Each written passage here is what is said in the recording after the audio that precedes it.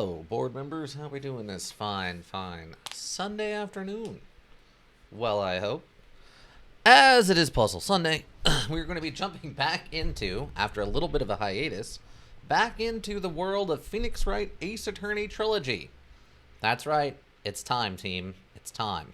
We're going back into the world where magic is legally recognized by the courts. It is the lawyer's job to investigate the crimes and find those who are guilty. It's a crazy, nonsensical world of the Phoenix Wright. I can't say I'm completely looking forward to it, but yeah, we're gonna be jumping back into Phoenix Wright Ace Attorney Trilogy, and we're going to wrap her up with the third part of the trilogy. This module has led to so much more frustration than I could have ever anticipated. I would have never guessed it would be this frustrating, the Phoenix Wright. Getting ready for work, I'll take that as you're back from vacation then. Oh, that's kind of loud. How's the audio? Okay, the audio looks good for you. It's a little loud for me. I'm just going to turn the monitor down, though. Wish I never came back. Don't we all wish we could have just stay on vacation forever? Let's see. Where's our closest one? 1931. Wait, can we click new? Okay, I think Justice for All. Trials and Tribulations. Okay, so Trials and Tribulations, I think, is where we're at. Let me check something, though, because I thought... Let me check this last one. 1931 is our latest one. That might be right at the end of the previous case? But yeah, I know what you mean. Why I did this was my ticket out of the whole mess. One reason why your client would secretly film the crime. Wanted to blackmail on you. Wanted blackmail on you. Okay. There we go. So this is the end of the previous one. With this guy who was an actor. Everyone thought was a nice, handsome kind of himbo, but it turned out to be secretly a bad guy. With this face scars that appeared and disappeared at will. Or whatever. And he was working with an assassin to basically kill his biggest rival, who may or may not have had a letter that could have been used to blackmail him. But then he secretly recorded the assassin killing the guy, so he could blackmail the assassin into getting more assassinations for free. The assassin came to court via this radio and did their testimony via radio, where they find out about the blackmailing attempt, which means that this evil actor is no longer on good terms with the assassin, and thus is now a traitor and needs to be silenced by the assassin. Module is completely insane. I want to wrap this up so that we can officially go from this into part 3 canonically. I thought I had a save, but the client would be my next hunter. For the honor to kill her name, even if it takes an eternity. Follow that person to the ends of earth to exact my punishment.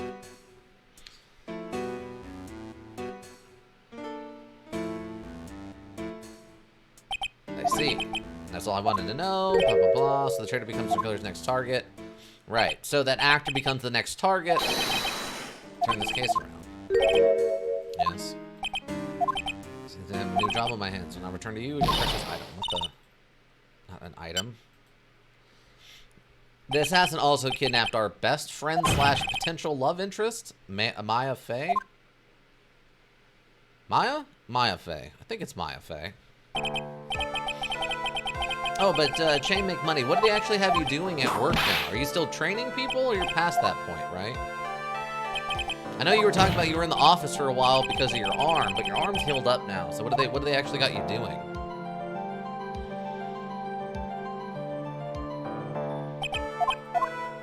Well, there's 2 options here at the ending of this. And on our first try, we got the good ending. Mr. Wright. It's the end of our very long battle. Whether he's convicted or acquitted, there's no escape for him now. Go on. Phoenix. Lead which way your heart tells you. Right, Chief.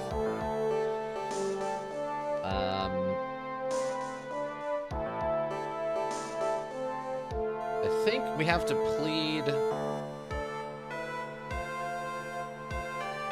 I'm trying to remember now. I think we have to plead guilty here. Because if we plead guilty here, she doesn't get the death sentence or whatever.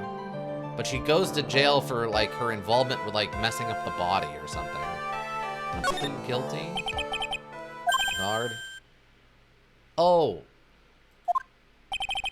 No, I am a lawyer. Cannot make your crime disappear. Appropriate here. Me, my wonderful self, guilty. Get an acquittal the instant you set foot outside of the detention center. Oh, okay, I did the wrong one then. I did the wrong one. Hold on. So we want the one where he I think he goes free? Actually, it might not matter. Hold on. No, hold on. No. Let's try this and just see what happens. I'd be in danger no matter what. You're not running away from your crime anymore. Oh, okay, guilty. He has a freak out, scratches up his face because witness explosion, as I believe Ika has coined it, the witness explosion. They're common. I don't remember you helping out much in this. Yeah. Okay. And there's this. And walking, thinking that Edgeworth really went after her. She was trying to forgive him for what he did. Illness. Yeah, she has a personality that kind of globs onto people. And it's her weakness as a person, and she wants to keep that a secret. But then Miles brought it out. Like, had finally been saved. Wow, it's the first time I've ever seen her smile. Miles brought it up in court, revealing her deep dark secret, which is whatever. I swear I thought I had a save, though, at the beginning of the next one. Alright, so we did all this. One thing I am going to canonically change, though, is they ask what thing I'm going to be giving to Miles when he leaves. They haven't helped me anymore. I have to listen to my heart. Should I side with justice, or should I save Maya's life? My client, Mountain Guard, is he guilty, or is he not guilty? Those were your choices then. Your answer. Right. Edgeworth, I have good news. Maya, really? Pearls, you're telling me? Okay. Pearls is Maya's niece. Niece? Niece. No. Cousin. Right. It's the mom's sister's kid, so it'd be a cousin. Yeah, I don't care about any of this. We just need to get through this so we can officially start chapter 3 or whatever it's called.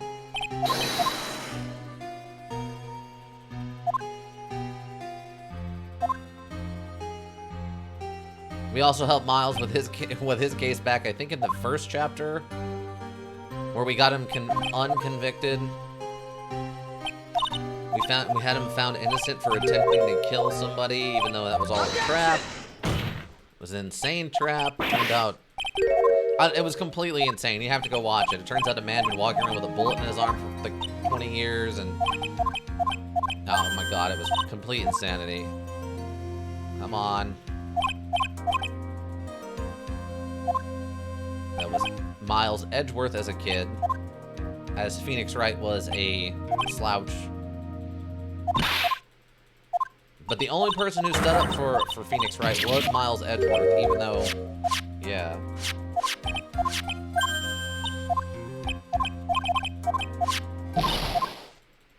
I got Maya back.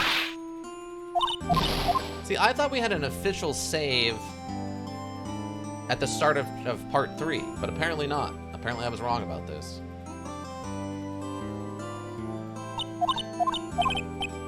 But I want to continue officially there, just in case there's some kind of continuity I need to maintain. I put far too much effort into this module now to not maintain the continuity. I deserve every reward I can get for playing through this. Okay.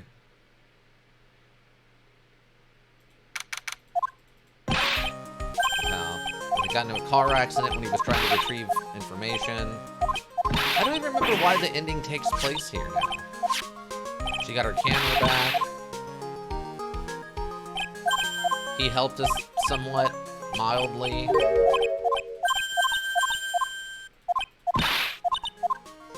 Yeah, the only thing really left to do is we have to choose which item to give to Edgeworth to take to go deal with Von Karma.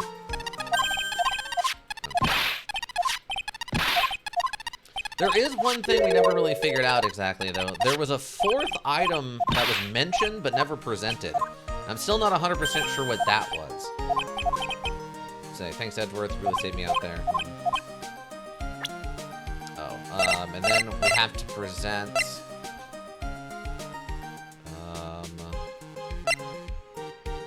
I believe it was the whip. Thrown away by Franziska von Karma has a certain mysterious nostalgia to it. Take that! This? What's this? Thank you. It's all that thanks to you two. You and her. Huh? You don't need to thank me. I was only doing my job. It looks like Mr. Edgeworth has left, Mr. Nick. Hey, Mystic Maya. Yes, Pearly? I guess you two can go back to being lovey-dovey, right? You and Mr. Nick, I mean? Pearly. There's been no romantic interest. They more treat each other like brother and sister than they do any kind of romantic interest.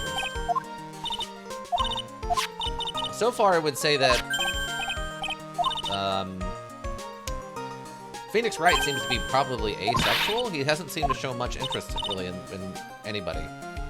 Except maybe a little bit for Edgeworth, but even then I think that's more of a friendly bond than it is a romantic one. Plus, I think Edgeworth is dating Detective Gumshoe, so. In my headcanon of this, he's dating Detective Gumshoe. Objection! Oh, by the way, if you're watching this on the YouTubes, hello YouTube board members. It's been some number of months since we played this last. So if you're wondering why I might not remember how the buttons work or whatever, it's because of that.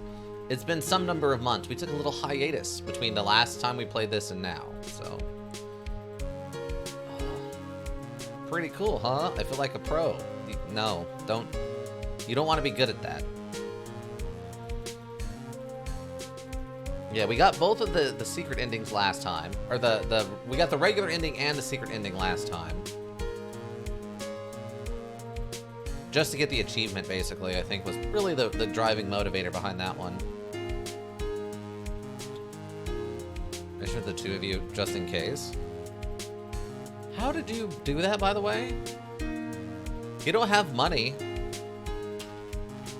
Come on.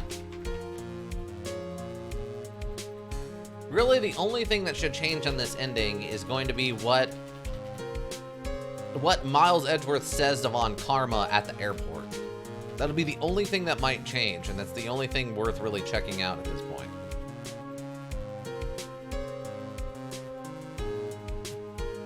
Gumshoe, you don't have enough head to head first into, bud. You can't afford to take more head wounds, all right? First investigation. I think she decides, yeah, I'm not, as of today, I'm going to be a waitress from now on. Smiles and joy to people who come by the restaurant, sir. It's a pretty radical different job to go from being a cop to being a waitress, but or server. This is another one of those things I do remember. This is the fake doctor at the clinic that we had to keep going to for no real reason other than to reuse this character over and over again, despite them being completely gross and inappropriate.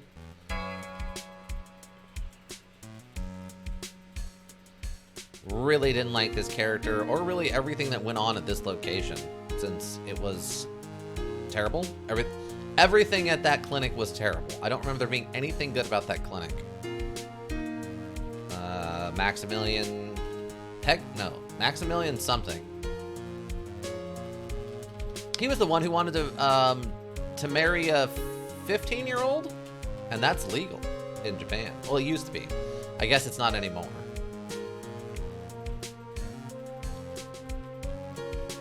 But don't worry, he wasn't the only one. Everyone who worked at the circus wanted to date her. Except for the clown guy. I think the clown guy had a wife and kids? I don't remember now. This absolute nutcase. Oh god. Maybe this is just the way Japanese clowns are or something. Come on. We don't need the puppet guy. See, I thought I had a save right at the beginning of the next one, but this was their last save. Maybe I just figured it would be easier just to start on the 3rd chapter and wouldn't affect anything. You got this lady who hates us, but loves celebrities, so... And Edgeworth, because he's attractive, I guess.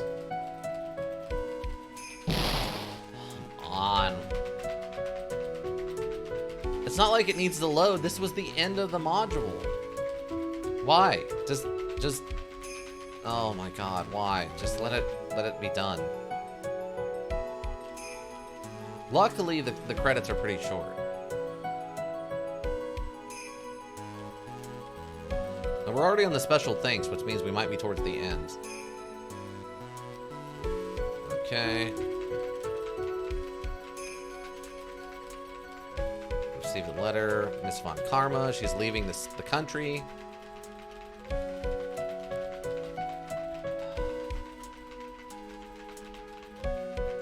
I hope you can hear the clicking. I want the clicking to emphasize how much of an annoyance this is. I hope it annoys you as much as this module is annoying me so that we can suffer in this at the same time. Be sure to visit my homepage. May we be blessed with longevity. And the radio blows up so that he can't be tracked. Oh god. Please. I just want to continue.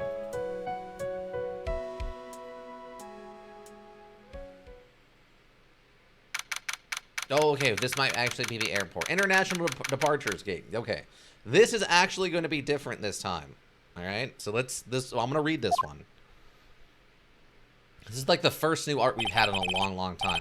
Where are you going, Francesca? Huh? How did you know I was here? With this... Okay.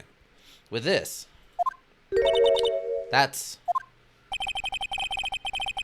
I heard you were planting something on a certain person. Things like tracking devices in his coat, for example. That's just like you. I only planted it there because he was always wearing it. This filthy, drab coat of his, I don't know how it ended up in my luggage. But it's going in the trash, I promise you that. Oh, that's right. Speaking of that man, he told me something very interesting.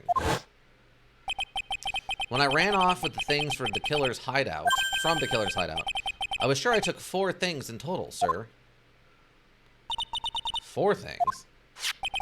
It seems he put the last one in his coat pocket. He put it in here? Doesn't matter anymore. The case is already over. What are you going to do now? That's none of your business. Are you running away?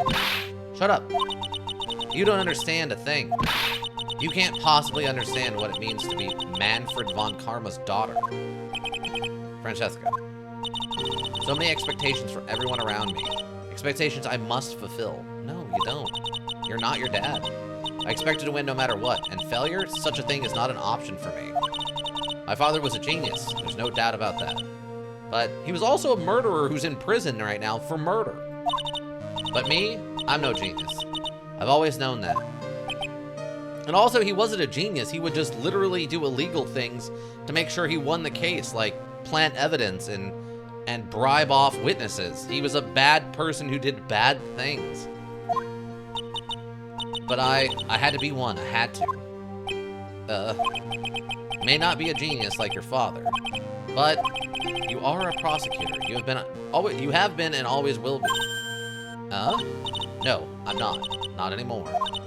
I've even thrown my whip away. Speaking of that, Wright gave me this to hold on to. Right?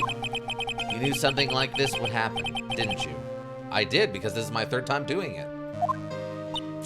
I'm going to say this again. We prosecutors do not fight for personal honor or pride. I hope you will think deeply about what you should be striking down with that whip. You haven't changed a bit. You've always left me alone and walked on ahead without me. Miles Edgeworth, I've always hated you. And then, finally, my chance to take my revenge on you arrived. If I could win against that man, if I could make Phoenix Wright bow down in defeat, then this girl you left behind would have risen higher than you. That was supposed to be my revenge.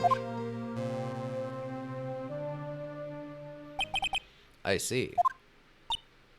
You know, I can't do it. I can't change who I am. I can't throw away everything I've been until today. I believe you can, just like how Adrian Andrews did. Adrian Andrews? You were going to use her during the trial, right? But you were dependent on your father by using his tactics. Isn't that right?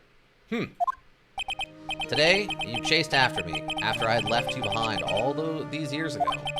And that's why we're standing here now, side by side. But I have no intention of stopping.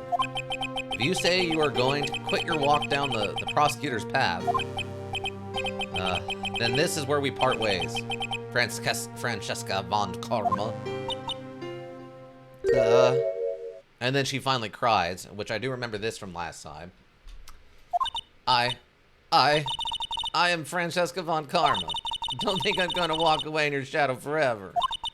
Our battle begins now, so you better prepare yourself, Miles Edgeworth. Put my best cry on that, as best I could. Not a voice actor, so. Okay, so that changed a little bit from the last one. Phoenix Wright, one day, someday, I'm sure we'll meet again in battle. Until then, this last piece of evidence that never made it to you,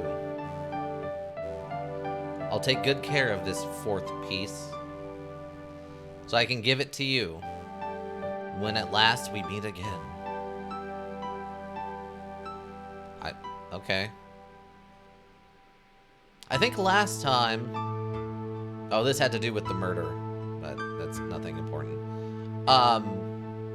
Unless that's the fourth piece of evidence, I guess? That might be the fourth piece of evidence, actually. But yeah, last time he just complains that, like, Phoenix Wright, why didn't you give me the whip, you idiot? I thought that would change something, but I don't think actually much changed there. Oh, it doesn't even let me continue? I thought it would continue from there. Oh, okay, so it does just go to the third one. Alright. Alright, here we go, team, here we go. Episode 1, Turnabout Memories. I guess we're playing as, it looks like, what was her name? There was Maya, Mystic Maya was the younger sister, and then the older sister, but I can't remember the older sister's name. Mia, so it looks like maybe Mia in her younger days, back when Phoenix Wright was still in college. But at least we got a refresher on the nonsense that is this module. Huff. Huff. Org. How did I get into this mess? Who is I? Why? Why did I do that? Hopefully this sounds okay. Oh. Okay. Oh, young Phoenix? Or just Phoenix? That girl. She shouldn't see her anymore. You shouldn't see her anymore. Hey, it's none of your business. I'm telling you for your sake. If you continue to see her, it's going to be bad news. You're lying. Just listen to me. There's something you need to know about that girl. Stop it. Don't talk about her like that. Oh, so is this how Mia and Phoenix Phoenix met? Does he like punch this dude or something and he died? It wasn't me. I didn't. didn't do it.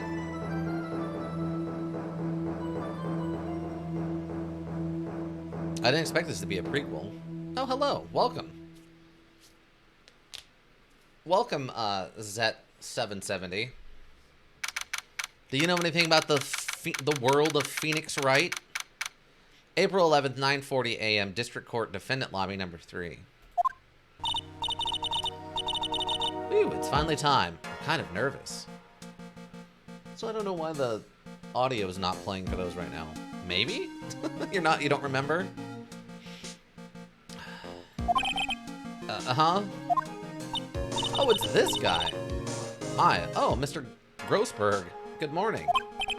Ah, Mia. Please calm yourself down. You're going to get yourself arrested for suspicious behavior, you know?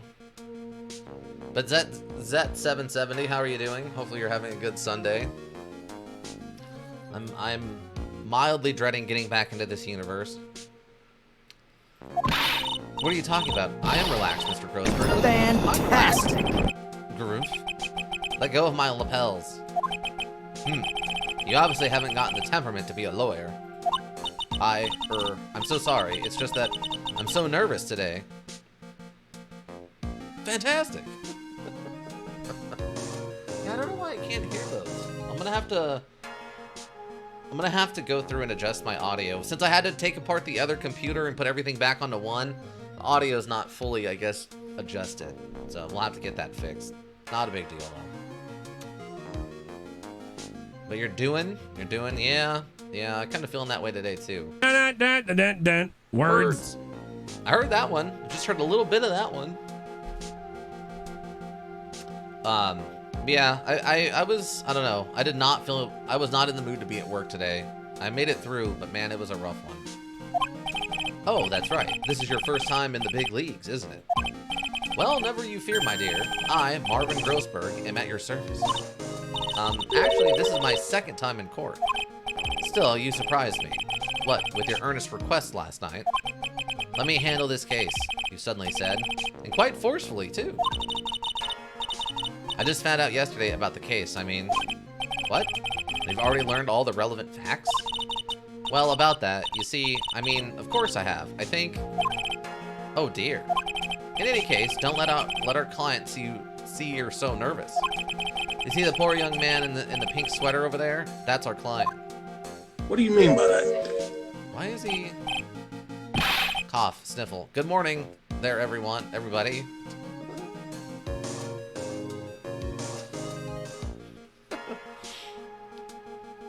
Listen, she's very forceful. That's something we learn from the chapters 1 and 2. Good morning there, everybody. Good morning. Try to keep smiling, Maya. I just want to say, I'll give it all I've got. Yep, it'll be fine, no problem. I don't think he knows how to wear that mask correctly. It shouldn't be shooting all over the place all the time like that. Oh, I what's will wrong? send Do you have to a cold Jesus. or something? Mr. Rye? Actually, it's Wright? I mean, if he dies, he dies, right? Actually, it's Wright. Like, the Flying Brothers, people mess it up all the time. And yes, I have a cold. That's what this mask is for. My doc says this way I won't give it to anyone else. Be kind to others, he says. Right, Mr. Wright. You have nothing to fear in court today.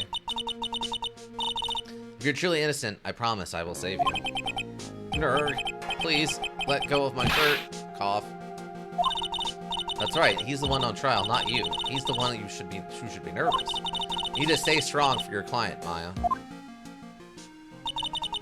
My name is Maya Fey. I'm still pretty new at this lawyer thing. The first time I appeared in court was a year ago.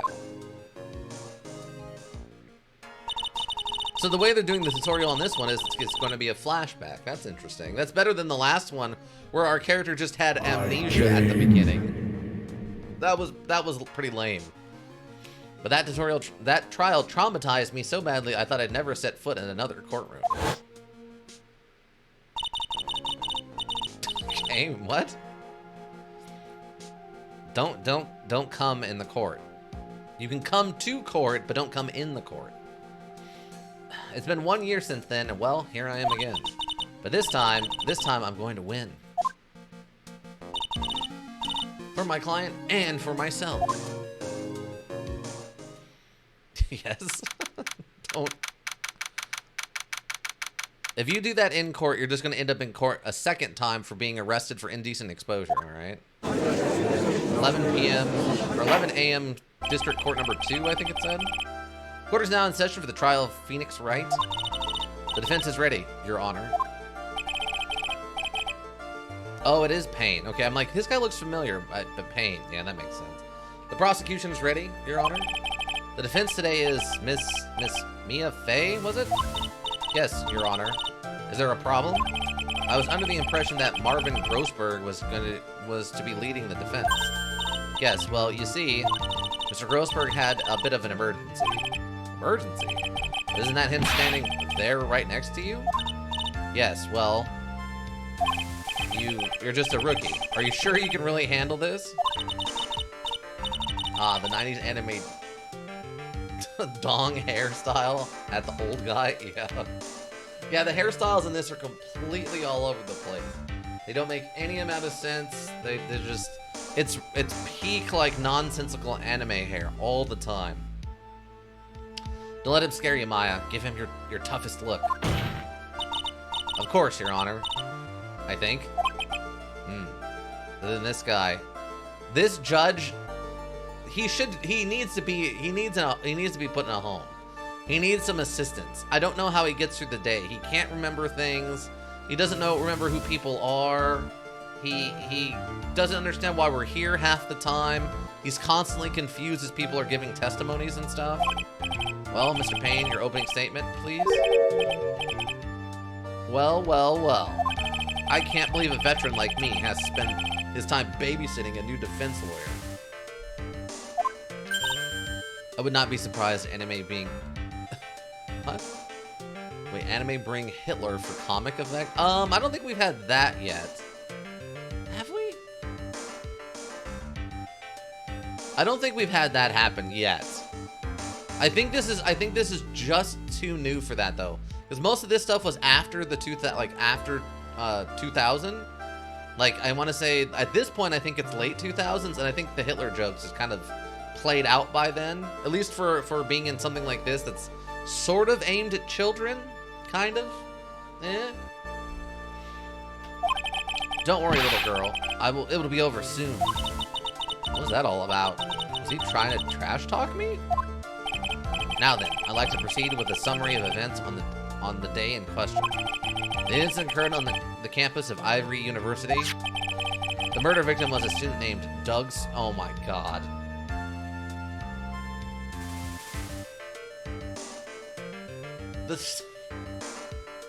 The student's name was Doug Swallow? Really? That's his... Okay, well, I guess we'll go with it. He was a fourth-year student studying pharmacology? It sounds like he was a very bright young man. Yes, well, next we have a photo taken at the scene of the crime. We have a downed power line hanging over the body. We have a broken umbrella. Students discovered the scene shortly after the murder. They found the victim's body and the defendant, who had obviously bungled his getaway. Then they called the police. Johnson Swallow? That's his father, actually. That certainly makes the defendant look very suspicious indeed. Very well. The court accepts this photo into the record as evidence. The crime took place behind an IVU building. Wow, that's a sentence. What a sentence. Crime photo 1 added to the court record. By the way, I can't quite tell the cause of death from this photo. Hee. Your reputation for sagacity is well earned, Your Honor. Sagacity? What? Is that a word? The truth is that the victim died a rather unusual death. An unusual death? Apparently she was not informed of even this, but in this universe it's not uncommon for zero evidence to be given to the defense, so... What do you mean, Mr. Payne? Well, perhaps the defense would like to take this question? Huh? A simple question. I thought I might loosen you up a bit. I'm a gentleman, if you will. Oh, genteel man, if you will. A what? Stand up to Maya. Show him what you're made of. A perfect opportunity. Well, what was it? The cause. Go on. Huh? Please say you know at least this much. I'm so sorry. I didn't get a chance to read through the whole file. Groan. My hemorrhoids are beginning to act up. Your hemorrhoids? Oh, this is bad. Is he drunk? No, everyone in this universe is drunk at all times, basically. Everyone here is an idiot who doesn't understand basic, like, science and stuff. In this universe, magic is legally recognized by the court system as being real and a thing that can happen. So magic is real in this universe. These people are just, it's all nonsense. My hemorrhoids are beginning to act up. Now see here. The details of the case are found under the court record, which is tab. That. But you know that already, didn't you? Ah, the court record. I think I can see that by pressing tab. Alright. Oh, God. Wait, how do I actually check it, though? Date and time of death at 3 p.m. Cause of death was... Oh, a fatal electrical shock. Okay. Usually it lets me zoom into the file and actually read what's going on, but in this case, I guess it's just going to tell me. So at 3 p.m., he was killed with an electrical shock, you say. What? All right. You drunk? What? What? You're drunk? Everyone's drunk. Since everyone's drunk, it's not weird to be drunk at all times. Everyone's drunk. Fatal shock, and then this is the... Okay, here we go. This is what I was looking for. So how is this Phoenix's problem? The power line snapped and it electrocuted him. What? Okay. All the weapons we need can be found in the court record. Take a good, hard look at the data there and think carefully before you answer, my dear. Yes, sir. I'll do just that. So? Look at my son as slip. That might not be the best example. Forget about that. What? Oh, I gotta adjust them. I can barely hear them. I just hear murmuring going on suddenly. I've got to stay calm. I can't let the prosecutor get the better of me. The court record. Okay, let's take a look. I just pressed tab here. Yeah. I did that. Now then, would the attorney from the defense please answer the question? What was the cause of death? Electrocution. According to the court record, it was a fatal electrical shock. In other words, electrocution. Electrocution? But how could such a thing happen? Did the murderer use some type of new super powerful stun gun, perhaps? The answer to that will become crystal clear as this trial proceeds, Your Honor. But before that, there's one more vital issue. What's that? Why? Motive, of course. Apparently, there was some bad blood between the victim and the defendant. Bad blood? Well, what do you mean? Oopsie, I'm terribly sorry. You're the defense attorney, so you must know all about it. I shouldn't be stealing your spotlight like this. I don't like this guy's smug attitude. That's Winston Pain. Winston? He's winced in pain? He's wincing in pain. Okay. Love it. Gotta love it. Magic user, baby. Yes, exactly. Absurd. He actually, it's funny that you joke about that, but Maya and Mia both actually are magic users. They're spirit guides or whatever. They can channel spirits and have the spirits talk through them and such. That's Winston Payne for you. He's one of the smooth operator, if you catch my drift. No, he's an idiot. They don't call him the rookie killer for nothing, you know. Now then, let's hear from the defense. What was the source of the bad blood between the victim and the defendant? And this time, I would like to see some supporting evidence. Evidence? No need to get all worked up over this. As I said, all our weapons can be found in the court record. Find the evidence you need, and then shove it in old Graybeard's face? Oh, the judge. Okay, that makes more sense. Yes, sir. Into old Graybeard's face. Mr. Grossberg? Try to set a better example for the young lady.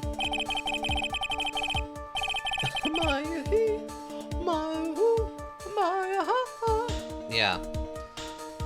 And we also had Eenie Meenie. One sister was Eenie and the other one was Meanie. It's all the names are just terrible, terrible jokes. What was the name of Phoenix Wright's friend? Oh god, his friend had some really messed up name. I can't remember what it is now. Evidence is the only thing in the court record. People's profiles are as well. You can toggle between profiles and evidence with the tab, so be sure to go over it all. Now then, let's see what you've got. What was the cause of the bad blood between Phoenix Wright and the victim? It was her? Phoenix Wright's girlfriend dated the victim Doug Swallows up until 8 months ago. I'm assuming that's 30-year student at Ivory University currently has a cold. Pharmacology student at Ivory University. I'm guessing this is what they want? She has a different voice. That's awesome. The reason for the bad blood between the two of them was this woman here. I like your funny words, Magic Man. Like your funny words, Magic Man. Oh god, it's such a weird known reference, that line. But I don't know if most people even know what the show that reference comes from is. Like, it's got to be one of those things where like the source of the clip is much less known than the clip itself. Dahlia Hawthorne, is it? Sort of. I know that show. Yeah, it's Clone High. Clone High is the show. And that is from the clone of JFK. He's talking to like a pseudo drug dealer guy. That one, yeah. They made a second season. Apparently the second season's not very good though, which makes me sad. Because their first season, the original season from back in like the early 2000s is very funny, but what can you do? Very good, Miss Faye. You seem to have picked up on at least this much. This woman is the girlfriend of the defendant, Phoenix Wright. Up until about 8 months ago, she was with the victim, Mr. Swallow. Clearly, she has some part to play in this. Want to see a magic trick? Okay, you call her as a witness? Abracadabra! He's done it again. Before the cross-examination starts, he's already got the judge thinking like he wants. What? Very well, Mr. Payne, please call your first witness. Abracadabra. If it pleases the court, prosecution would like to call Mr. Phoenix Wright. What? The defendant himself? Well, Miss Faye, it's fine. After all, Mr. Wright is innocent, right? The defense has no objection. Very well. At the end, there was a shotgun blast. Oh, okay. I mean, see, that would be a much better example of a crime than a guy getting hit with a downed power line. Very well. The court calls Mr. Phoenix Wright to the witness stand.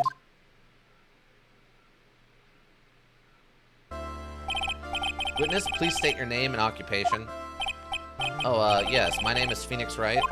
My job is, well, right now I guess I'm a suspect? No, he means what you did before you were arrested. Oh! I was a university student, Mr. Wright. You understand that you are suspected in the death of your fellow student, but I didn't do it. I'm innocent, I tell you. I'm telling you, I was... Will the defendant please refrain from passing on his coal to the rest of us? Seems the witness has something he wants to say. Well then, Mr. Wright. Please tell us about your relationship to the victim. Right away, Your Honor. That's nasty. It is gross. It is. I heard that one. That was super gross. You're completely correct, Cleveland. The victim and I admit I was there, but I'm not a killer. All I did was find his body. I hardly knew the guy to begin with. I never even talked to that stuck-up British wannabe.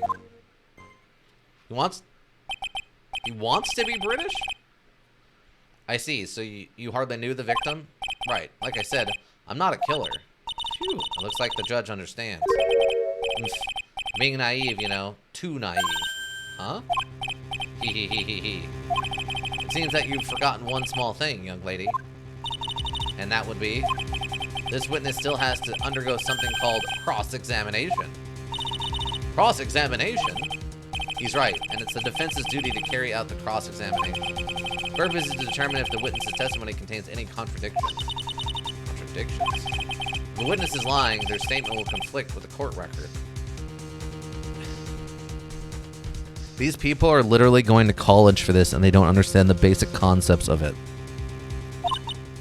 But Mr. Wright is my client. Even if he's your client, in court, all lies must be struck down. As a lawyer, that is your duty, you see. What does he mean by that? Is he saying that testimony just now, there was a lie, a contradiction? Now then, your cross-examination, if you please, Miss Faye. Please, Mr. Wright, tell me you haven't been lying. You wouldn't do that to me, would you? Well, he clearly is lying because he knows he's pretending to be Kind of retarded. So he's got to know him at least a little bit. The victim and I. I admit I was there. But I'm not a killer. All I did was find his body. I hardly knew the guy to begin with. I never even talked to the stuck-up British wannabe. Now, my dear, do you think you can manage on your own from this point? I can handle it myself, thanks. 1 year ago, I was in a courtroom just like this. I can do it. I can handle this myself. Let's refrain from using that word, please. Oh, it was the name. Wait. It's the name? Okay, I'm gonna deny the name of that. Hold on a second, everyone. Hold on. It's the name of the clip is the thing that got in trouble. I'm denying the name of the clip. I don't like that word. Please don't use that word. It starts with an R and it refers to someone who might have some kind of mental issue. It was quite common back in the 1990s and early 2000s. It's pretty not okay these days. Please don't use that word. It's just the name of the clip has that word in it for some reason. Oh, yeah, please, you know, it's not like I'm not like freaking out, but just let's refrain from that word, please.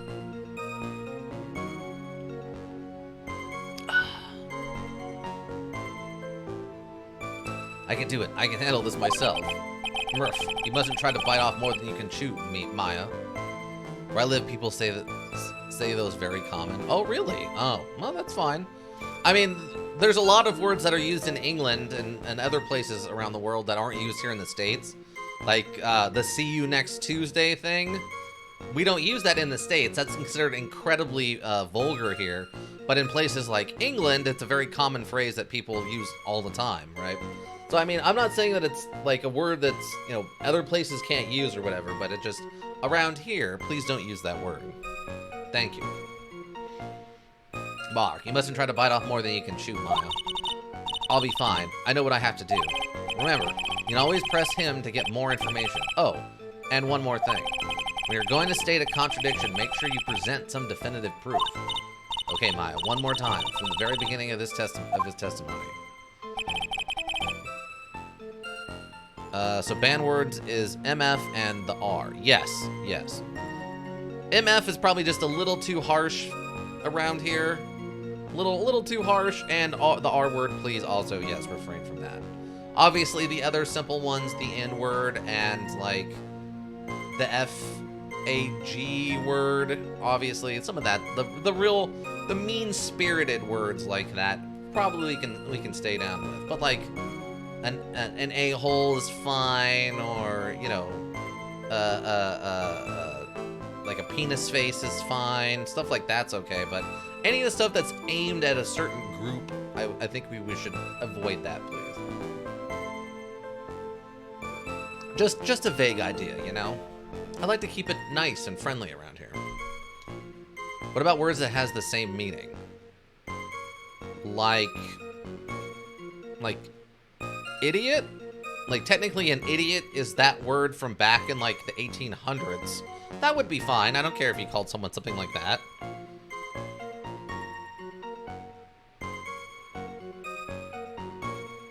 If you just post an example, and if it's okay, I'll leave it, and if it's not, I'll tell you it's not okay, alright? It's a feeling out process. Because, like, we used to have a problem where the bot would mod sandwich. Literally, chicken sandwich one time got modded by the bot for some reason. I had it thought out and forgot. Alright, well, if it comes back to you, feel free. Feel free to post it over there. Not mad about it. Just, you know, we gotta find out where the limit is. I admit I was there, okay? Cute. When you say there, you mean the place where the victim was murdered? Yeah, sort of. The place where something happened anyway. Why is his voice higher than hers? Something, you can't hide what happened. You have photographic evidence. God, enough with the sneezing. Anyway, Mr. Wright, what were you doing at the scene of the crime? I thought you said you didn't know the victim, Mr. Swallow. It was just a coincidence. We bumped into each other by accident. A coincidence, huh? But I'm not a killer. All I did was find his body. You say you found the body, so who called the police? Huh? Unfortunately, it was some other students that notified the police. Other students? That's correct. They were witnesses. Witnesses who saw the defendant standing there next to the body in shock. What about... Oh, bimbo? Oh, bimbo has a meaning, the N-word in... Wait. Has the meaning as the N-word in Germany. Pretty old word. Yeah, bimbo's okay. It's a little mean, but I don't think we're gonna... It's not, like, offensive. I'm fine with bimbo. Oops. That doesn't really bother me too much, but... But yeah, in the States, bimbo does not have anything to do with the N-word, which that's really interesting. In the States, a bimbo just refers to kind of a dumb woman, but... Like, not even necessarily dumb, like, just kind of like a... What would be the word? Shallow? Kind of a shallow woman? Which isn't really that bad of a thing. Like, you can still insult people. Like, I called someone a himbo earlier, which is just a male bimbo. Like, yeah, that's fine. I call people idiots all the time, especially in this module. This module is full of stupid people. Blonde hair? Somewhat. It's sometimes referred to women with blonde hair. I think that comes from the stereotype, though, that women with blonde hair are dumb inherently, which obviously is silly and not even remotely the case. I think it used to kind of refer to, like, a bleach blonde, dumb woman kind of bimbo, but I think now it's kind of taken on the term of just any kind of shallow woman. I don't know. Words change over time, right? What? Is this true, Mr. Wright? Why did you need to introduce this, the sneeze thing? Why? I don't understand it. It doesn't add anything. Stop it. Could you stop sneezing every time you're in a bind? Well, it's true that I was pretty shocked when I found the body, but I hardly knew the guy to begin with. So you didn't know his face or even his name, right? Right. Well, no. That is, I mean, so which is it? Did you know him or not? God. Who is this for? It's not a funny joke. It's not interesting. It doesn't add a deep layer to the character. This is just obnoxious. Now see here, you can't avoid answering the question by sneezing all day. Well, I guess I didn't know his name. News to me. Why didn't he tell me that before? Dead humor? Kinda, yeah. It's just out of, you know, it's an old reference, right? Like, bimbos, himbos, it's, I don't know. Like, oh, the blonde guy from Resident Evil. I can't remember his name. From the blonde guy from Resident Evil 2. Resident Evil 2 and Resident Evil 4. Oh, why can't I? Not Chris. Not Chris Redfield, he's from the first one and the fifth one. Oh god, what's the guy's name? Yeah, sort of know him. Yeah, like he's jokingly called a himbo because he's kind of dumb in the second Resident Evil, he's kind of dumb. And he's a himbo. Forget me, I'm getting old. Yeah. But yeah, what's his Chris. No. Chris Redfield is from the first one. Leon Kennedy. Leon?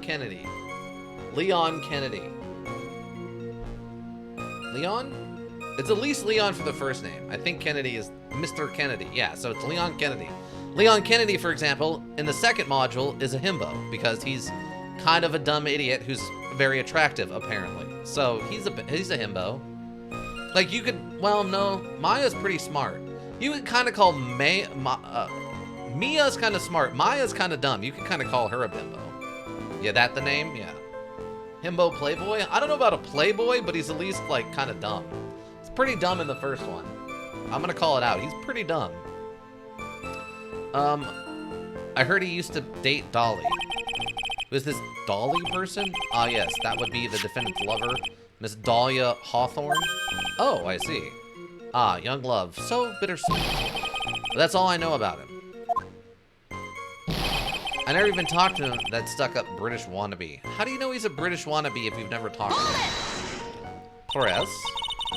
Mr. Wright, you stated the following in your testimony. I hardly knew the guy to begin with. That's right. I mean, why would I even... That doesn't sound right. If you hardly knew him, then why would you say that the victim was a stuck-up British wannabe? Huh? Oh God. Well, Mr. Wright? No, it wasn't me. I'm not a killer, I swear. Mr. Wright, I will give you an opportunity to revise your testimony. How is it that you knew the victim was, as you put it, a British wannabe? Yes, well... He was always walking around with a huge Union Jack on the back of his shirt. Well, my dear, do you think you can manage it on your own from this point? I can handle it. 1 year ago, I was in a courtroom just like this. Oh, okay. Always pressed him to get more information. Okay. Very beginning of his testimony. Alright, so wait. Find his body. I really knew the guy to begin with. Never even talked to him. He's always walking around with a huge Union Jack on the back of his shirt. Now, did he have that? I think that's a contradiction because there's no Union Jack on this. But that's a jacket, not a shirt. Oops. The victim, he was a fourth-year pharmacy student at Ivy University. Like, I don't have a lot of evidence to present against him, right? Puts a plate. Barbie's ball. Why is she saying that? Don't say that. I guess that new Barbie movie has a lot of adult material in it, though, so that makes sense. He's always walking around with a huge Union Jack on the back of his shirt. Okay, wait, so... Is this... Are you certain you saw the Union Jack? Yeah, I'm sure. It was right there on his back. Miss Faye, is there some point to this line of questioning? Your Honor, please take another look at the crime scene photo. As you can see, there's absolutely nothing on the victim's back. Hey, wait a minute. He's wearing a leather jacket. The Union Jack was on the back of the t-shirt he was wearing. I was under the impression that you accidentally came across the body. But if that was really the case, then you wouldn't know that, would you? You have no idea what he was wearing underneath that jacket. Mr. Wright, you've been lying to me. The picture is old show, I guess? And the picture is old show, I guess? What? Wait, which picture? The Barbie thing? No, the Barbie is only from like last year. Or no, earlier this year, I think. Unless you're talking about the picture and the evidence, in which case, I mean, that's just an old black and white photo. They always use, well, I shouldn't say always. A lot of the time they use black and white photos for some reason. I don't know why they do that. My, you've made our client cry. Let him. That P on his chest doesn't stand for Phoenix anyway. Can't believe I trusted him. Mr. Wright was all wrong. He. That was an impressive bit of cross-examination. Thank you for uncovering the defendant's lies for me. It's quite clear that this man did not simply stumble upon the scene of the crime.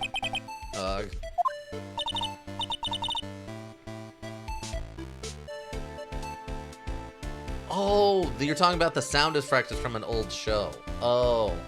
Yeah, there's a couple of Barbie cartoons. I could see that being mentioned, yeah. There was one that my ex showed me.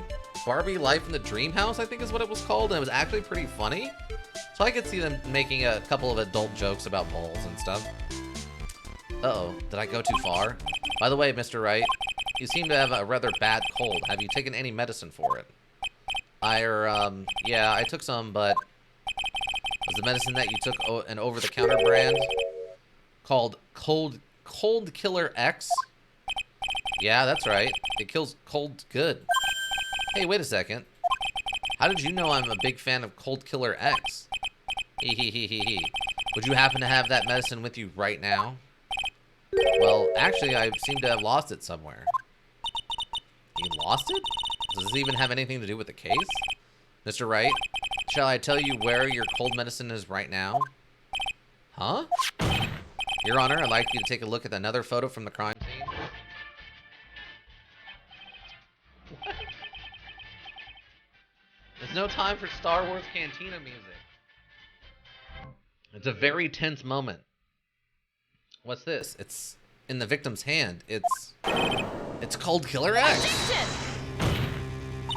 Yes, but even I got a bottle of Cold Killer in my apartment. I'm sorry, but I'm afraid that argument won't work. There's no doubt as to who this bottle of Cold Killer X belongs to, especially since Mr. Wright's fingerprints are all over it. What? Go check the watch of time. Wait, did it? Hold on. I don't have the photo yet. Give me a second. Sensing his murderous intent, Mr. Swallows must have picked up the bottle of medicine, dropped by Mr. Wright, and hid it in his hand. What? What are you talking about? His purpose in doing so can only have been to identify his killer as Phoenix Wright. What? That's so dumb. Order in the court, Your Honor. I'd like to present this photo and bottle as evidence. Very well. The court will accept this into record. Crime photo 2 added to the court record. Cold Killer X added to the court record. Also, the victim's wristwatch was broken. Oh, okay. So there's the wristwatch thing. Heck, a numbskull, dude. Yeah, it's this whole module is like this. It's terrible. Broken. Yes, it ceased function when a large wave of electricity passed through it. Well, Mr. Wright, do you have some kind of explanation for all of this?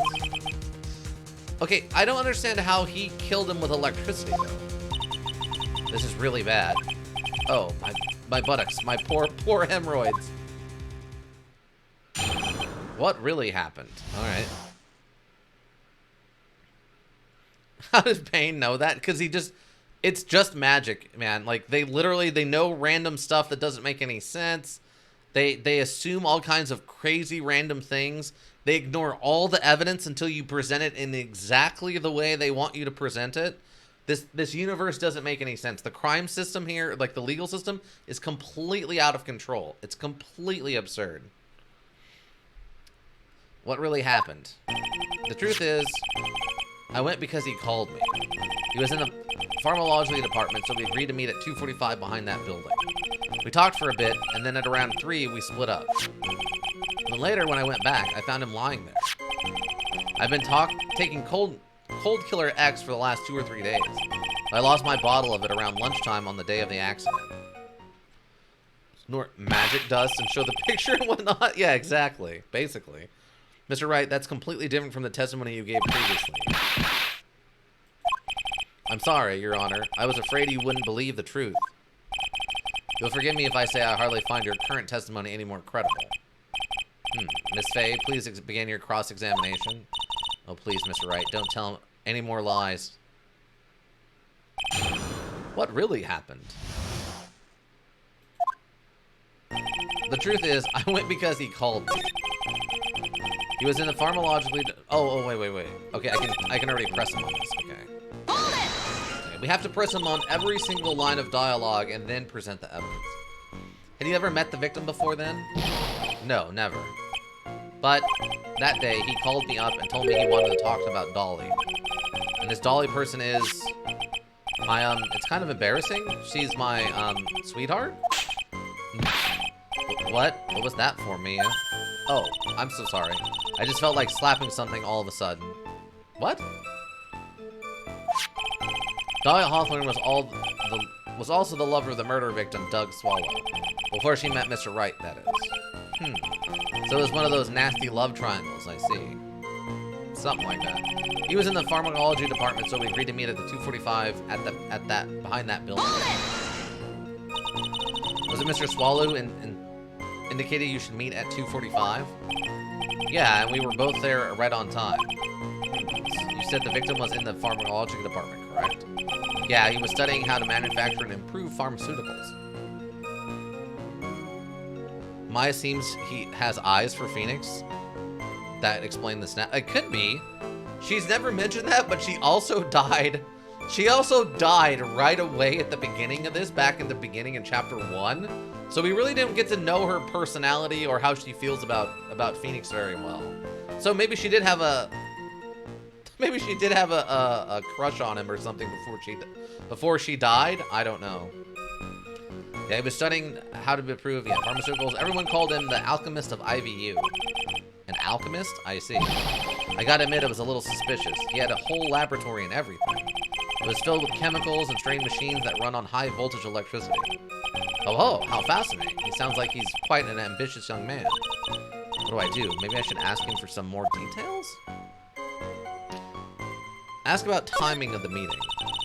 So you are absolutely certain that you met at 2:45? Yeah, pretty sure. That's the time the class ended. But they're always doing experiments, so it doesn't matter much. Experiments? Yeah, those pharmacological guys are always in the lab whipping up something. Well, it looks like he's right about the time anyway. Witness, let's go on with your testimony. Breaking Bad style? That would be amazing if we found a big drug thing going on, all because they arrested Phoenix Wright by an error. We talked for a bit, and then around 3, we split up. What did that watch have on it, though? So it looks like he died at about 3:05? It doesn't have... It only has 3 and 9 on the watch for some stupid reason. But I'm guessing... I'm guessing he would wear the watch up on his wrist. So this is the top, right? This is 12. X22 is 12. What is that watch? That is garbage, what that watch is. That is a $5 watch that you buy for a child to play with for 2 days, and then the battery die, then they break it and no one cares. This is a children's watch. But I'm assuming this is the 12 at the top. And so right over here is going to be about 3:05, since this is pointed at, I'm guessing, 3.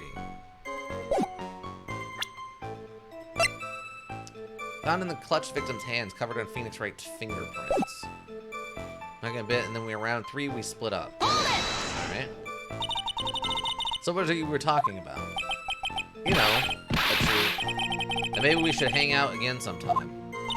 Hang out again sometime? I wish that was true. Then later, when we went back, I found him laying there. So you say you went back? Yeah, that's when I found the body. Yes, but why did you go back in the first place? Weren't you angry with him? Well, that's right, I was. And why, Mr. Wright? Why did you go back there? I thought maybe we could make up. Huh? Oh my god. Judging by the atmosphere, I'm pretty sure no one is buying this. As they shouldn't. I've been taking Cold Killer X for the last 2 or 3 days. It's rather unusual to catch a cold this time of year, isn't it? Really? We're pressing him on that? Yeah, I always get I get a little careless when the weather starts to warm up. I guess I shouldn't sleep with the windows open this early in spring, huh? I suppose common sense is not always common. So, did anyone else know that you were taking cold medicine? Well, I always took one after meals, so I'm pretty sure all my friends knew about it. But I lost my bottle of it around lunchtime on the day of the accident. On the day of the incident? What did you do for lunch? Huh? What does that have to do with anything? You can never be too sure.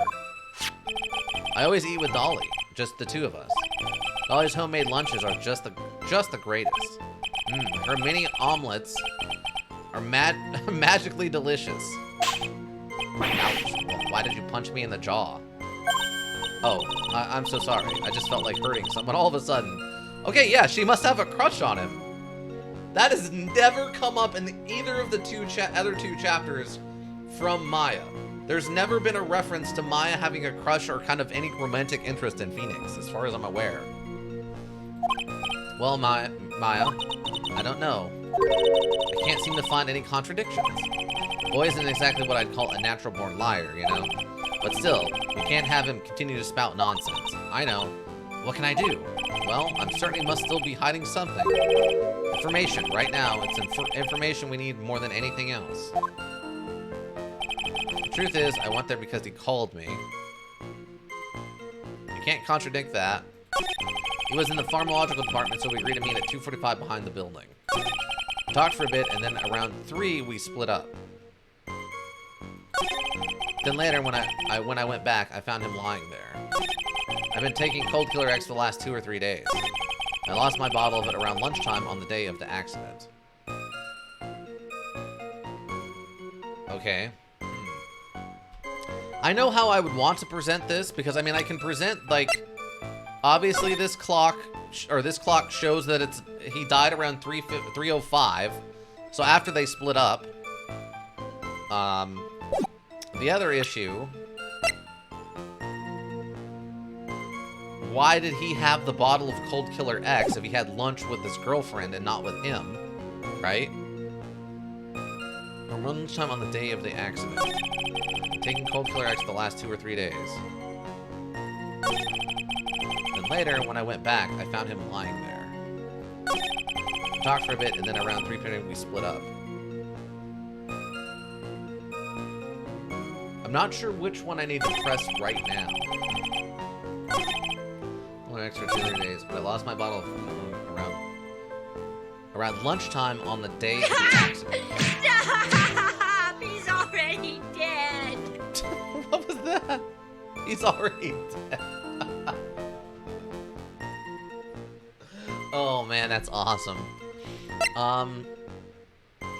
So I don't know which aspect of this I need to see. Is there any clocks in? No, there's just the wire hanging down.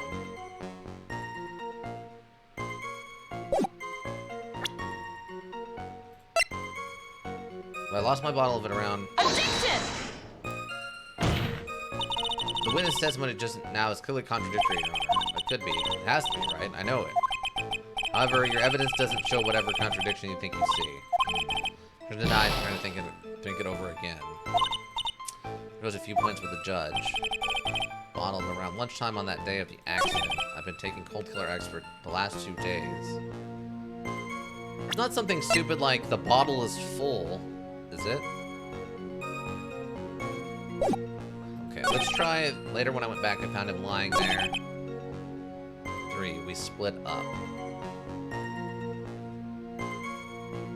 Okay, is that like the hand? Objection!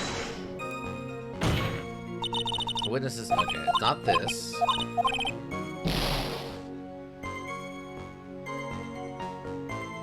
Showing the dead person picture? Oh, I gotcha, yes. How much he take as taking the pills? He says he takes one a day after a meal or whatever. Or 1 after every meal. So he should have, the pills should have been at least a little used up.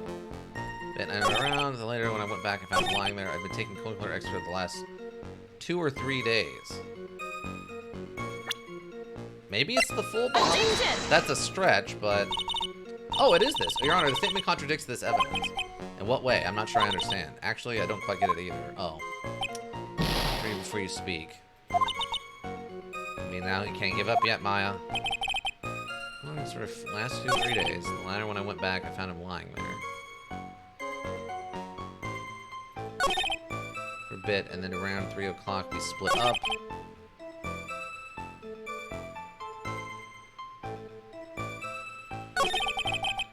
Because he called me. See, this is what I'm talking about. Like, I've got, like, 7 different things that contradicts, you know, we can present. It's just figuring out which thing they want me to present when.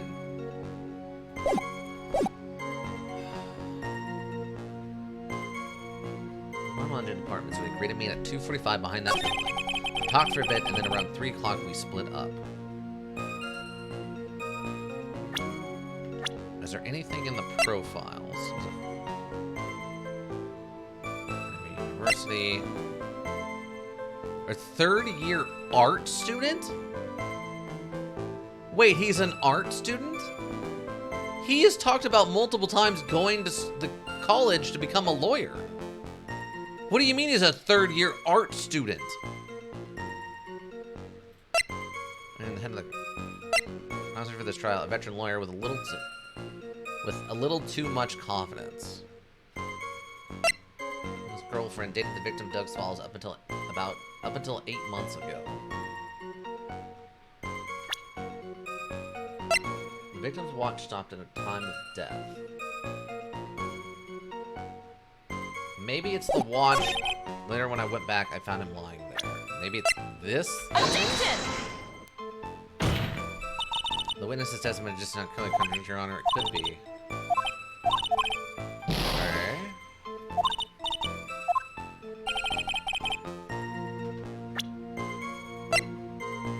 Wright's fingerprints. Like, why did the victim have the bottle? The victim's watch says 3:05, and they split up at 3 o'clock, so he wasn't there when he died. How did he hit him with electricity? Then later, when I went back, I found him lying there. I've been taking Code Killer X for the last 2 or 3 days. I lost my bottle around lunchtime on that day of the accident. Hold on, maybe I need to press him on that day of the incident. What did you do for lunch? Mine, okay. Yeah. Attorney must still be hiding something. Okay. And later when I went back, I found him lying there. Okay, wait, maybe I need to press him on this? It's rather unusual to catch a cold. No? So this is just leaving the window open. I always take one after meal, so I'm pretty sure all my friends knew about it. The incident. Lunchtime on the day of the accident. Taking Cold Killer X the last 2 or 3 days. And then later, when I went back, I found him lying there. We talked for a bit, and then at around 3, we split up. It was in the pharmacological department, so we agreed to meet at 2:45 behind that building.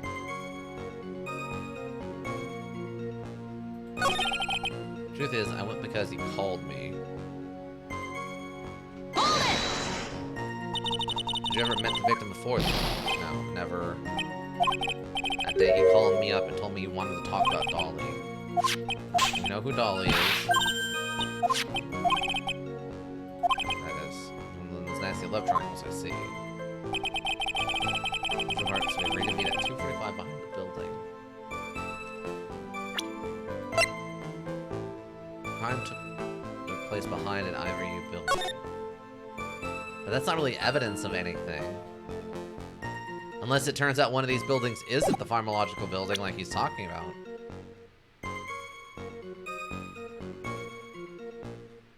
Objection! Your Honor, that statement contradicts. Speak. Okay. It's enough. The court sees no reason to further prolong the trial, nor is there any need for more time to decide the cases against the defendant. The case is extremely clear. And removed the misconception of the facts, the court finds the defendant, Phoenix Wright. Okay, God. I don't know what they want me to say here.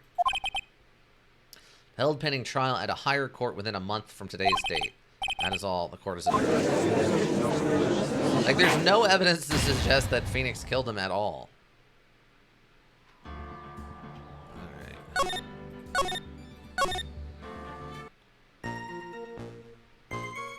Pharmacological department, so we agreed to meet him at 2:45 behind the building.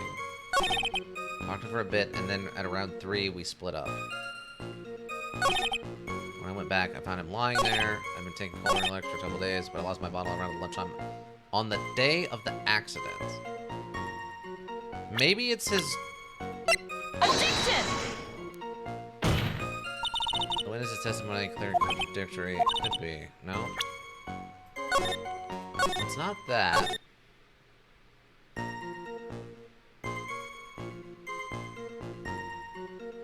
Because we've run through this all the way to the end a couple of times and it hasn't changed anything. It was the pharmacy department, pharmacological department, so we agreed to meet at 2:45 behind the building. Talked for a bit, and then around 3 we split up.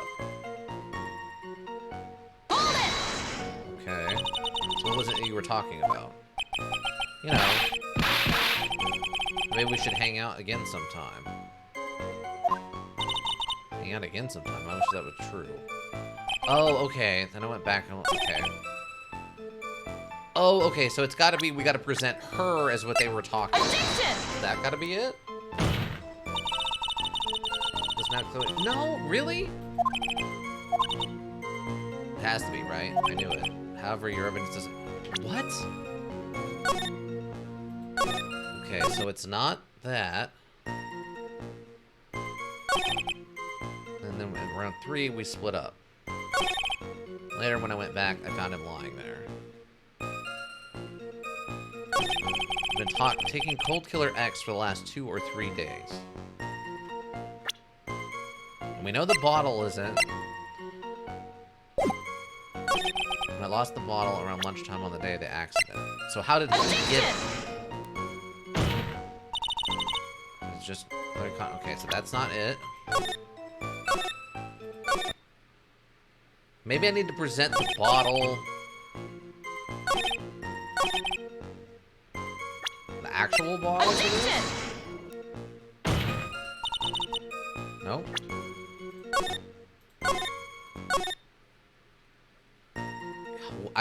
This is the thing that gets me, is I don't know how to present this stuff the way they want it.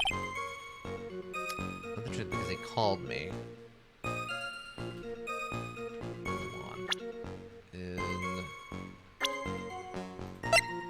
He was a 4th-year pharmacological student at university. Girlfriend dated the victim Doug Smalls until about 8 months ago. Alright, so we agreed to meet at 2:45 behind that building.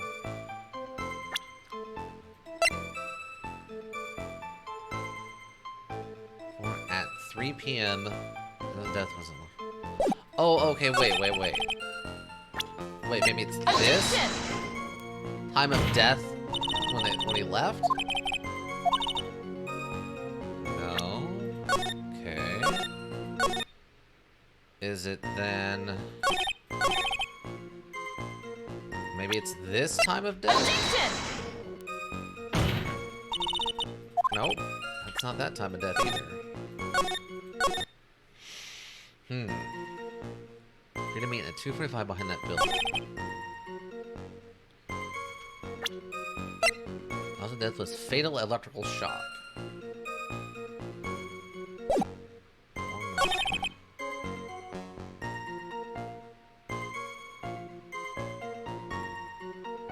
So he went back to talk to... Wait. So you say you went back... yeah, that's when I found the body.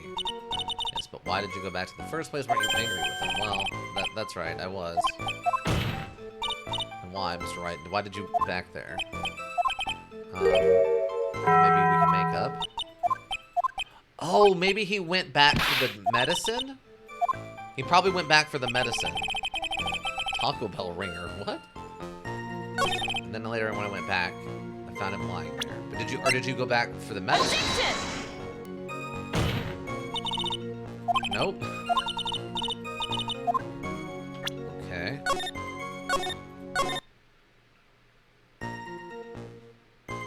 And 2:45 behind that building. So what was it we were 2 talking hours about? later. You know, that maybe we should hang out again sometime. Is that were true? I'm trying, alright? Give me a break. Later, when I went back, I found him lying there. Cold Killer X. I'm in danger! You're fine. See, it's weird that I can hear that one, but I couldn't hear the Taco Bell one or the 2-hour one.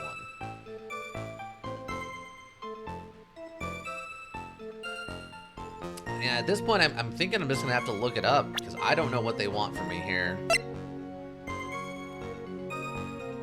Time of death. The time of death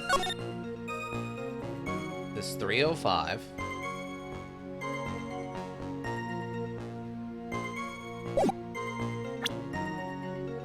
Because unless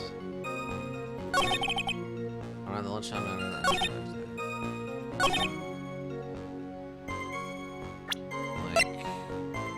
Objection! No, that doesn't. I have no idea. I have no idea what I'm missing here. Like, obviously we have evidence that he was shocked by the wire. We know that he died at 3:05, not 3 o'clock, and evidence suggests that they weren't together at 3 o'clock, right? We don't know how he got a hold of Phoenix Wright's medicine, which is very odd. But I can't, that doesn't seem to be what I need to present right this second. I'm gonna go in for 2 or 3 days. I lost my bottle around lunchtime on the day of the accident. Well, Maya, I don't know. I can't seem to find any contradictions. Well, isn't exactly what I'd call a natural born liar, you know? What can I do? Well, I'm not certain he must be still hiding something. Information. Right now, it's information we need more than anything else. Truth is, I went because he called me. Hold it! Have you ever met the victim before then? No, never. But that day he called me when he wanted to talk about Dolly. Sorry, all I wanted was on the level. Okay. So it was one of those nasty triangles, I see. In the apartment, so we agreed to meet at 2:45 behind the building. Yeah, I don't know. I'm gonna have to look this one up, I guess. I'm not sure.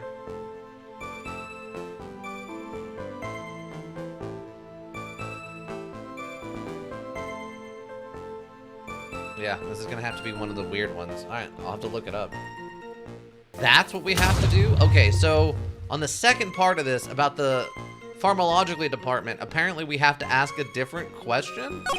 Hold on. Okay, so when we talk about this...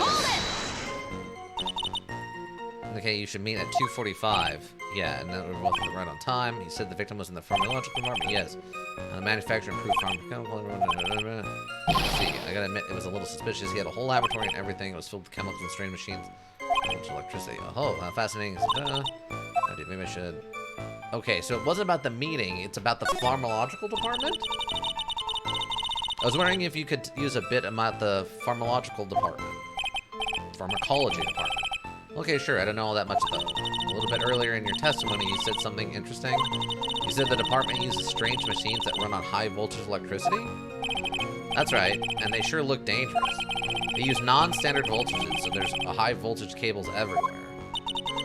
High voltage cables? Yeah, there were electrical poles set up all around the building. The high voltage cables run overhead around the roof. Finally, I think we're getting somewhere.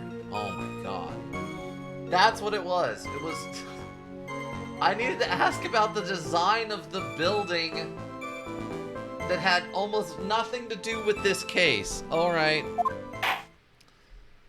I think that's enough for now. So the defendant and the victim met at approximately the time of his death.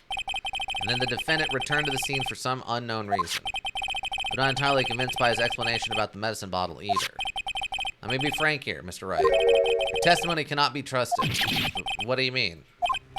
I knew it was too much work for a little girl. What? However, there is one mystery that still remains.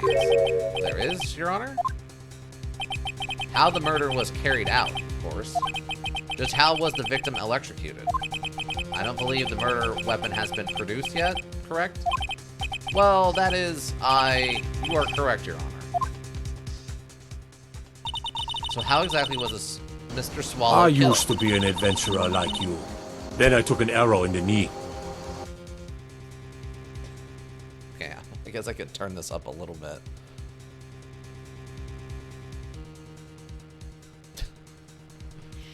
What? I used to be an adventurer like you, then I took an arrow to the knee. No, that's not how he died. He didn't take an arrow to the knee. Somehow establish how it was done. Maybe I could still come out of this mess. Oh god, that's so loud though. I gotta turn that down.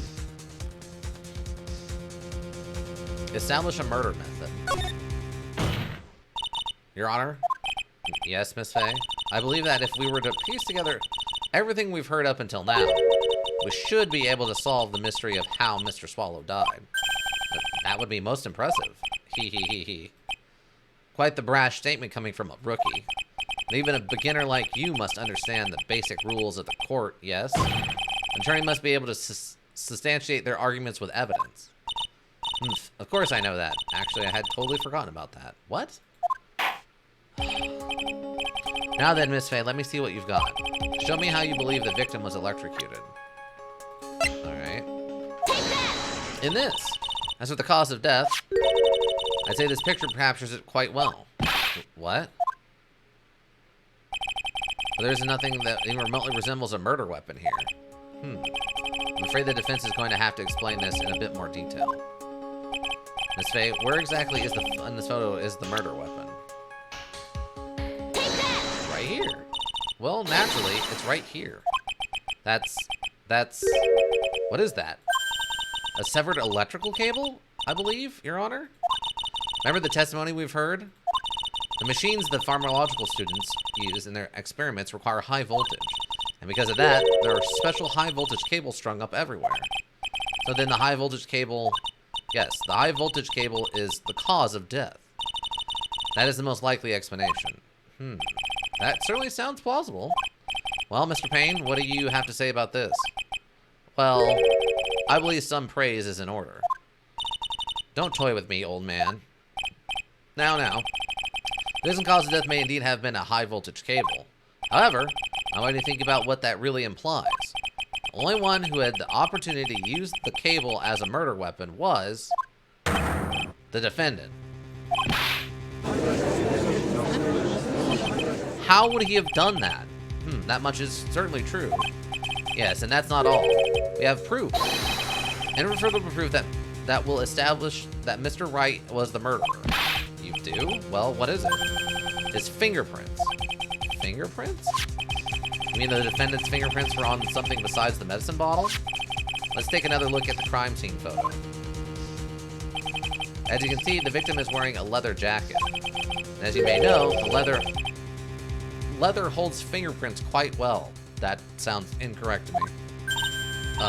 You mean... Yes. It was quite clearly imprinted on the chest chest area of the victim's jacket. The palm print of the defendant's very own hand. What? I can only think of one way Mr. Wright could have left a print like that. Intent of murder. He squarely pushed the victim towards the severed electrical cable. What? Order, that's enough. I think we conclude that there is no reason to continue with this cross-examination. Stick and fork in us, we're done. What? So because his handprint is on the guy's chest, it's assumed he shoved him into the he could have shoved him at any time. Or just patted him on the chest like, yeah, nice meeting you or whatever, and just walked off. There's absolutely no reason to assume that's murder. Mr. Grossberg? My hormones never lie. The show is over, Maya. I know that boy was guilty the first time I saw him. But no, you're wrong. Mr. Wright is innocent. No further evidence is required to convince me of this man's guilt. Your Honor. At this time, I am prepared to render a verdict in this case.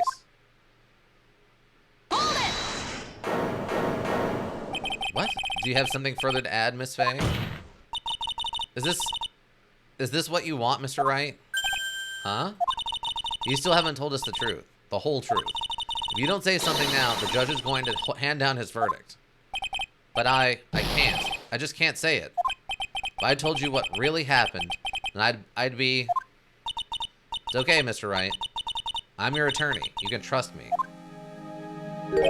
Miss Faye, no matter what it is you have to say, I believe in you and I'll represent you to the very end. Huh? We've already established the defendant's guilt. There's no further need for him to say anything. Cough, cough. Wait a minute. Mr. Wright, I'll tell you what really happened. But I've already told you, Mr. Wright, there's no need for further cough. I did it. I admit it. I pushed him. It's my fault. My fault that Doug Swallow is dead.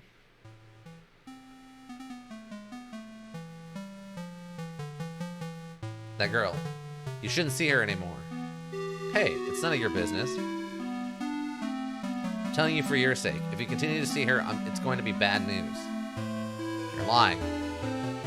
Just listen to me. There's something you need to know about that girl. Stop it. Don't talk about her like that.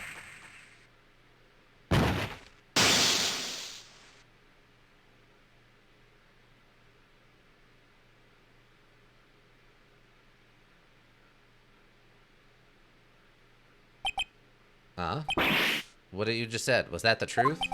Yes, I was afraid. Afraid that if I told the truth, everyone would think I was the murderer for sure. Well, as things currently stand, we're all absolutely convinced you are. Please give me one more chance to explain. This time I swear I'll tell the whole truth. It'll be okay, won't it, Miss Faye? I believe in you. This is, thank you. I still can't believe it. He really did push the victim.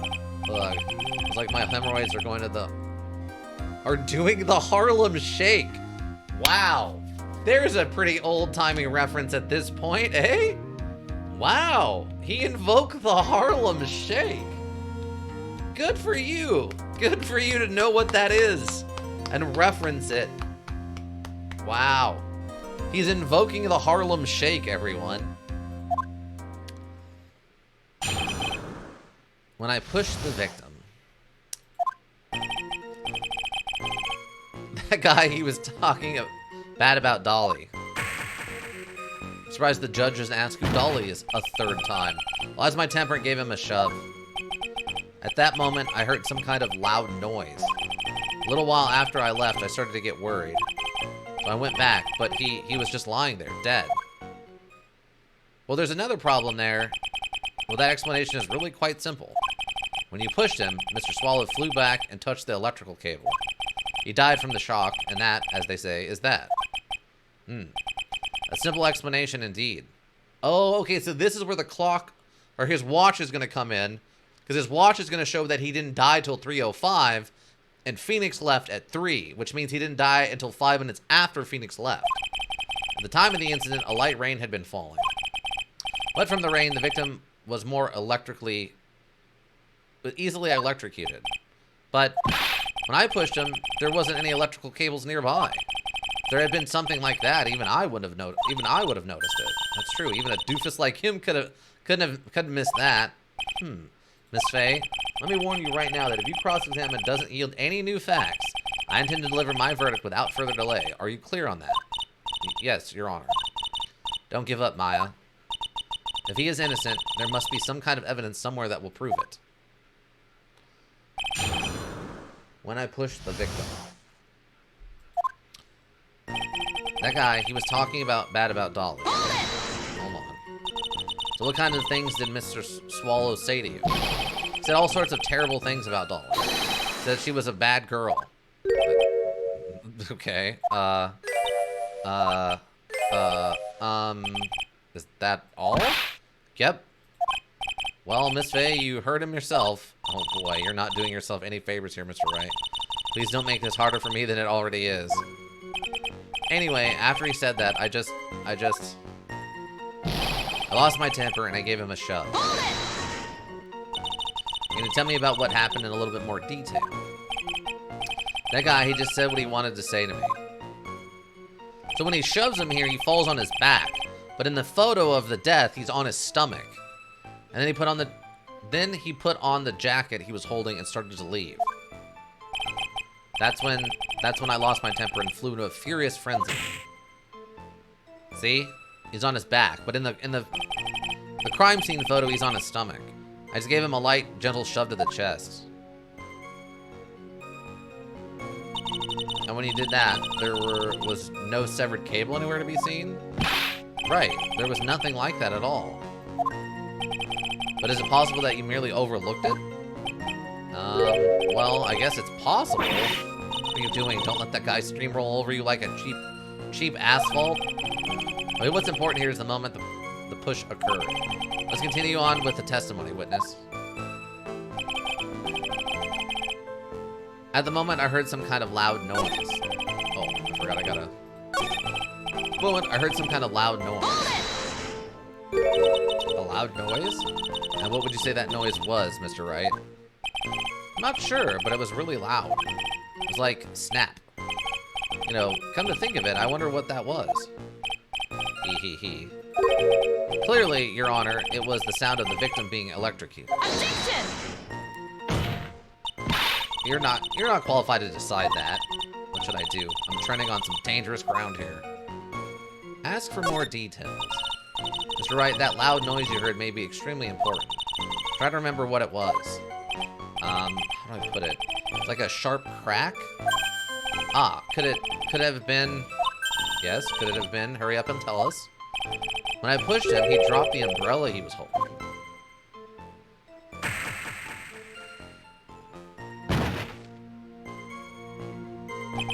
He fell right on top of it, and it broke. That was probably the noise I heard. An umbrella, huh? And did that umbrella belong to the victim? Yeah, it was a plastic umbrella, cheap and frail, kind of like the owner. Wow, shots fired, alright. Then again, I wish I had any kind of umbrella. I was totally soaked to the bone. Miss Faye? What do you think? Is there something important in that testimony just now? Well...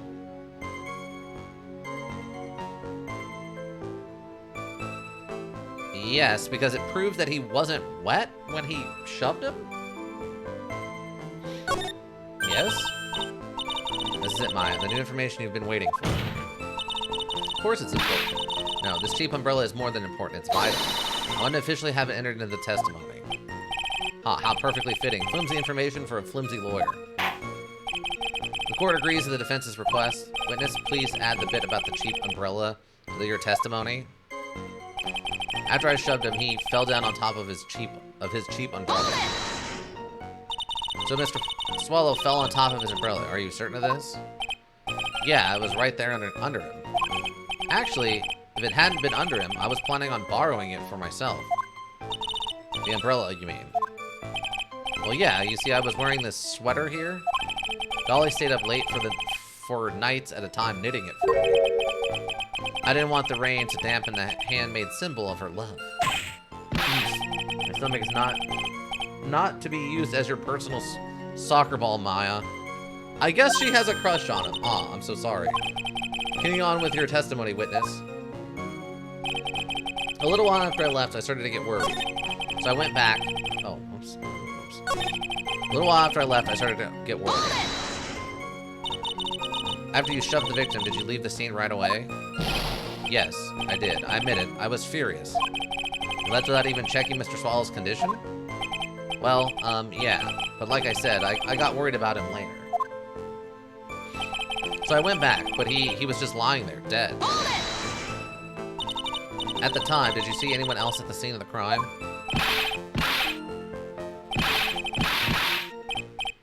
Nope, nobody. Jeez, could that stupid cough possibly sound any phonier? In that case, it's very hard to believe someone else could have been the murderer. Unless we can find something that shows his innocence from that testimony, my dear. Afraid the judge will make his final decision with no remorse whatsoever. Yes, sir. Right now I need more info. Info that will help me turn up some contradictions.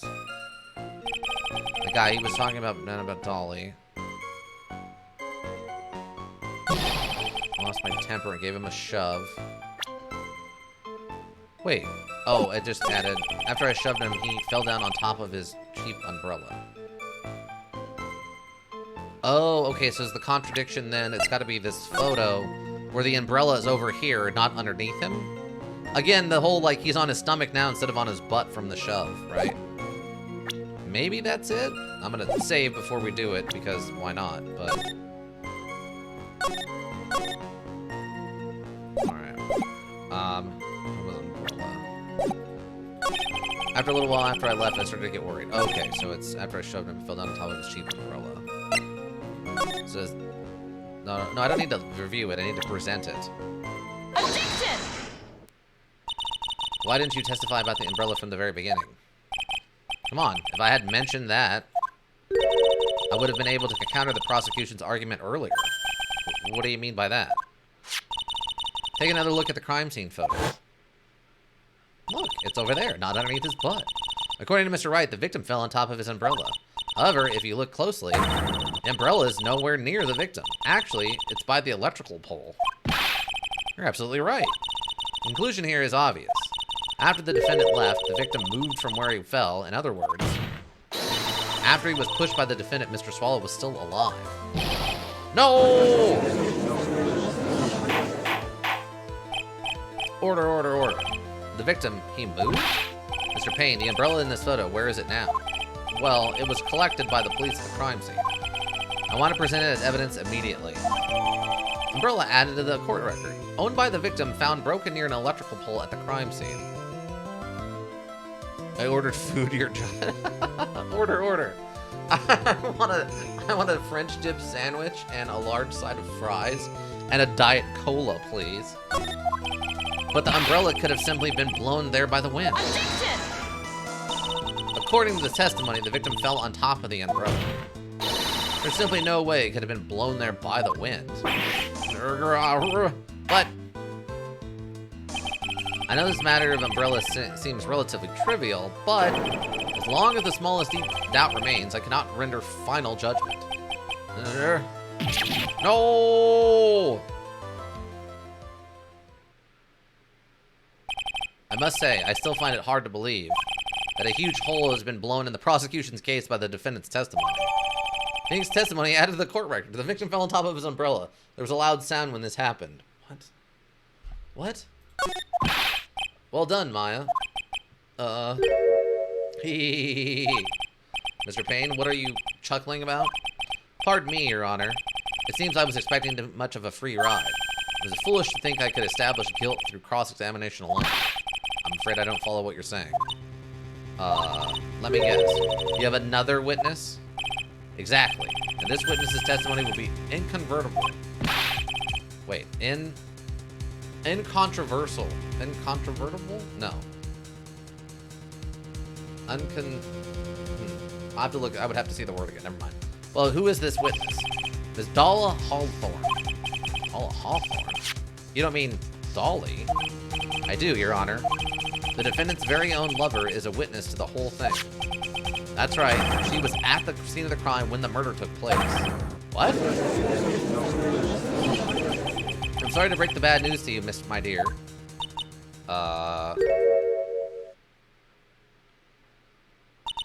Bad news?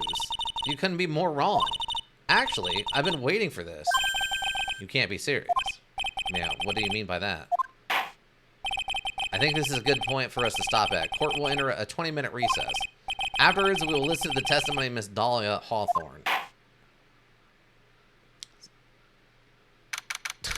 What? Get messed up. Stupid-faced lawyer. Oh, God. Yeah. April 11th, 11:52 a.m., District Court, Defendant Lobby number 3. Miss Faye, I'm sorry about what happened back there. It's all right. At least you told us the truth in the end, Mr. Wright. Yeah, so I guess I can start to relax then, huh? Relax, my boy. You can't be serious after hiding such important facts. But the next witness is my Dolly, right? She'll save me. I just know she will. Why do you think that? Huh? What do you mean? She's the love of my life, that's why. Oh, God. This poor idiot. The love of your life, huh? Would you mind telling me more about you and Miss Dahlia Hawthorne? Sure, no problem. Dahlia and I, we first met about 8 months ago right here in this very courthouse. Actually, I'm studying to be a lawyer on the side, anyway. Oh, okay, so he was majoring in art, and then his minor was in law? Wow, alright. That's a little bit of a retcon, but okay. One day, she and I just bumped into each other in the reading room downstairs. That's why I really think it was fate that brought us together. As soon as I first set eyes on her, I knew she was the one for me. Oh, here, take a look at this. Huh? She gave this to me the day we met as a symbol of our love. What? She'd been wearing it around her neck that day, but then she took it off, but before she gave it to me, she said, I want you to carry this. So she gave it to you as a present, I see. This darling little bottle is filled with memories of my darling little dolly. It certainly is a little bottle, all right. Makes me so happy. I show it to everyone I meet. I want to share my happiness with the whole world. Small bottle necklace given to Wright on the day they met. He shows it to everyone. Might be a tracker? I mean, maybe, but that would be kind of weird. I don't know why they would need to track him if he's just some kind of art student. I mean, they were clearly... Like, the fact that Mr. Swallows had the bottle to frame someone, that could be. That could be. Or a yandere. Could have been. That's true, too. It could have been a crazy yandere lady. But the fact that Mr. Swallows had the bottle, and that Phoenix left the bottle with Dahlia when they went to lunch together, means that Dahlia and Mr. Swallows had to have hung out at some point, or met up. Oh, this present borrowed from Phoenix Wright. Anyway, so after that, you and Miss Hawthorne started dating. Yeah, but she's so shy. Every time I see her, she always says the same thing to me. Please give it back now. What a strange girl asking for a present back like that. Oh my god, they weren't even dating.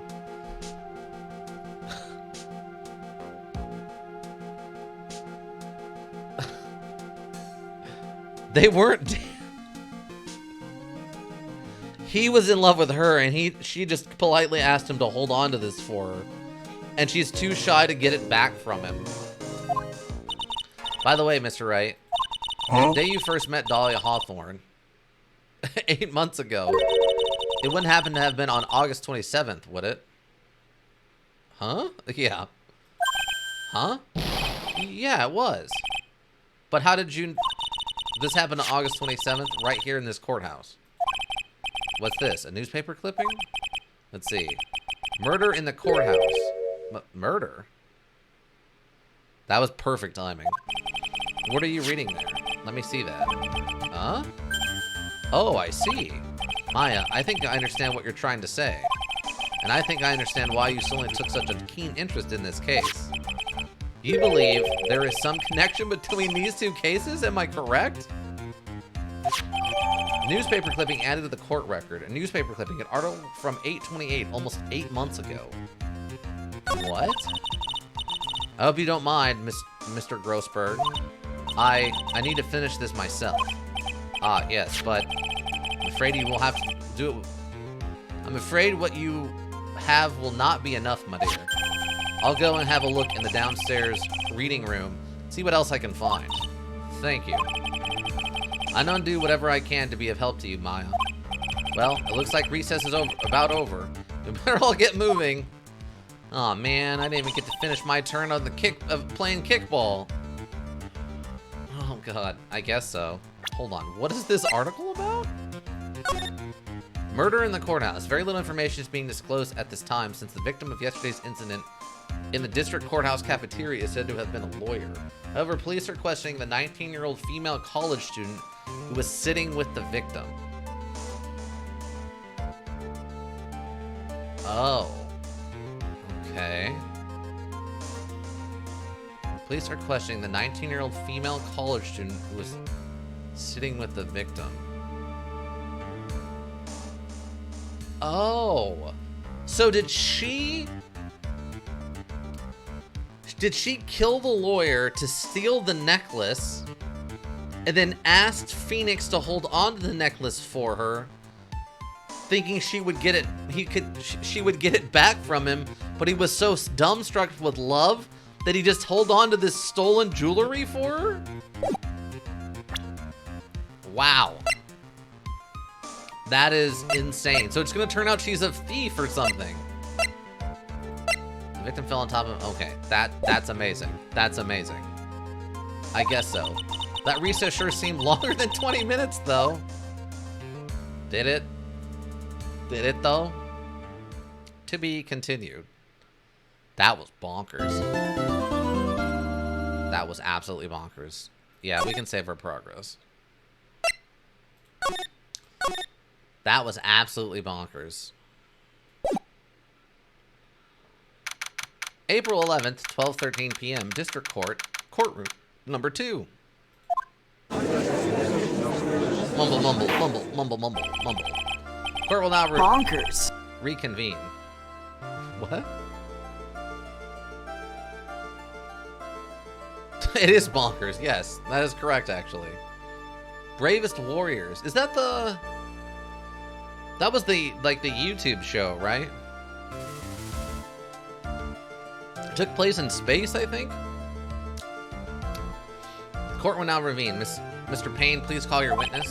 The next person is someone who witnessed the crime as it happened. Prosecution calls Miss Dahlia Hawthorne to the stand. That is a lot of pink. Why are there butterflies in the, what's with this stiff silence? In my long career as a judge, I have been deceived by many witnesses. It's my job to doubt, to take no one at their word. But in your case, I must admit that you're radiate a glow of complete sincerity. Can't believe he's actually said that. Oh, now then, witness, could you please state your full name? Don't worry, sweetie, there's no need to be nervous. If anyone says anything rude, you can be sure I'll cut them right down to size. And I'll bash them with my gavel. Wow. Grooming? Well, she's like 19 years old, so she's a legal adult. Even in this country. Now, it was a little grooming with the 15-year-old from the circus in the last chapter, but she's an adult. She's like a college-age adult, so. I love how they look straight at me when they say that. Thank you for calming my nerves. You are all so nice. I must feel right at home. Not at all. It was nothing. If we may move on now, what is your full name and occupation? My name is Dahlia Hawthorne. I'm a junior in literature at Ivy University. I just wanted to say, it's an honor for me to be here in your noble presence. The honor's all mine. No, the honor's all mine. Well, we know whose milkshake brings all the boys to the yard.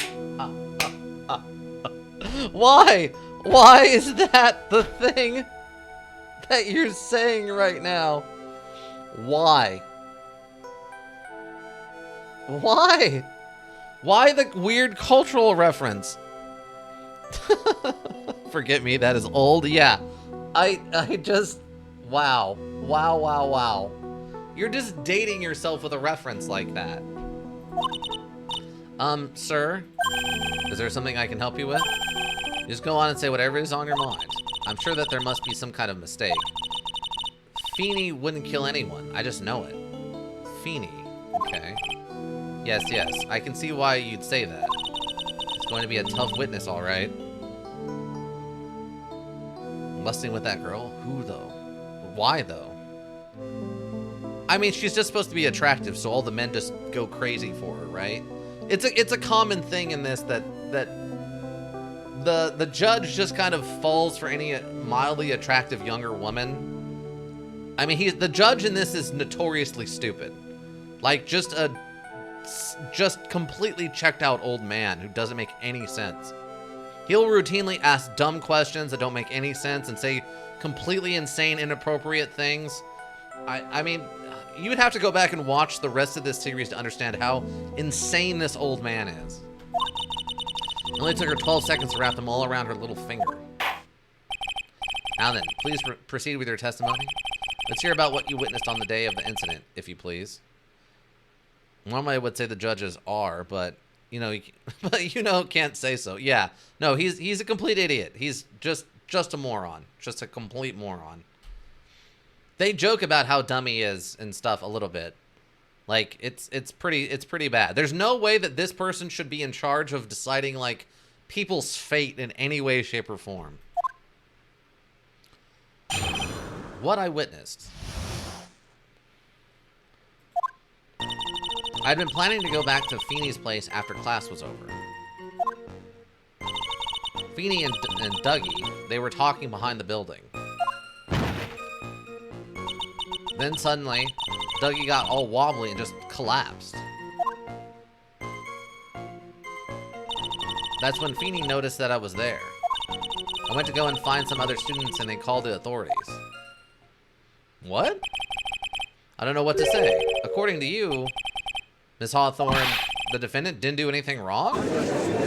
Okay, so she's got to be lying to defend young lady. As old as I am, even I recall how hot the flames of young passion can burn. Nevertheless, it is my job to discover the truth. Please, tell us the truth. But I would never... That's more than enough, witness. I won't allow this to continue. What do you mean by that? Please, just let me proceed with my cross-examination, Your Honor. I, for one, don't plan to win my case on a bunch of paper-thin lies. But tee-hee, you haven't changed a bit. What? Extra thick? No, she's quite dainty, I would say. Maya might be a little thick, but Dahlia's quite dainty. Haven't changed a bit. Maya Fey. What's this? So you two are acquainted? Yes, we've met before. Once. In any case, Miss Fey, the floor is all yours. It's good to see you again, Madam. Madam Fey? Madam? I'm no one's grandma yet, girly. What? What I witnessed. I had been planning to go back to Feeney's place after class was over.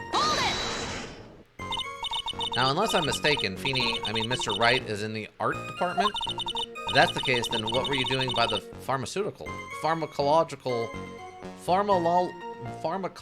building? Ugh. I'm in the literature department. I'm studying Japanese Shinryu poetry. Oh, how wonderful. Is that humorous yet satirical style of haiku, yes? Hold it! Yes, hold it. Hold on a second. Hold on a second.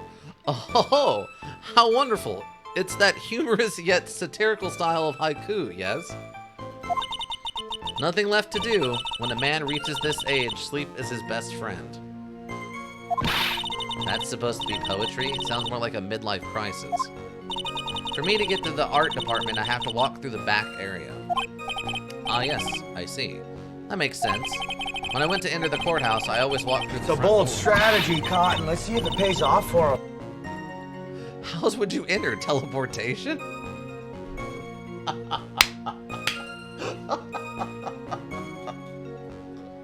That's a bold strategy. That's a bold strategy. Walking through the front doors? That makes sense. It's a bold strategy, Cotton. Feeney and Dougie, they were talking behind the building. So who is this Dougie person? Oh, I'm sorry. Doug Swallow. We were dating until about 8 months ago. So what were Dougie, Mr. Swallow and Mr. Wright talking about anyway?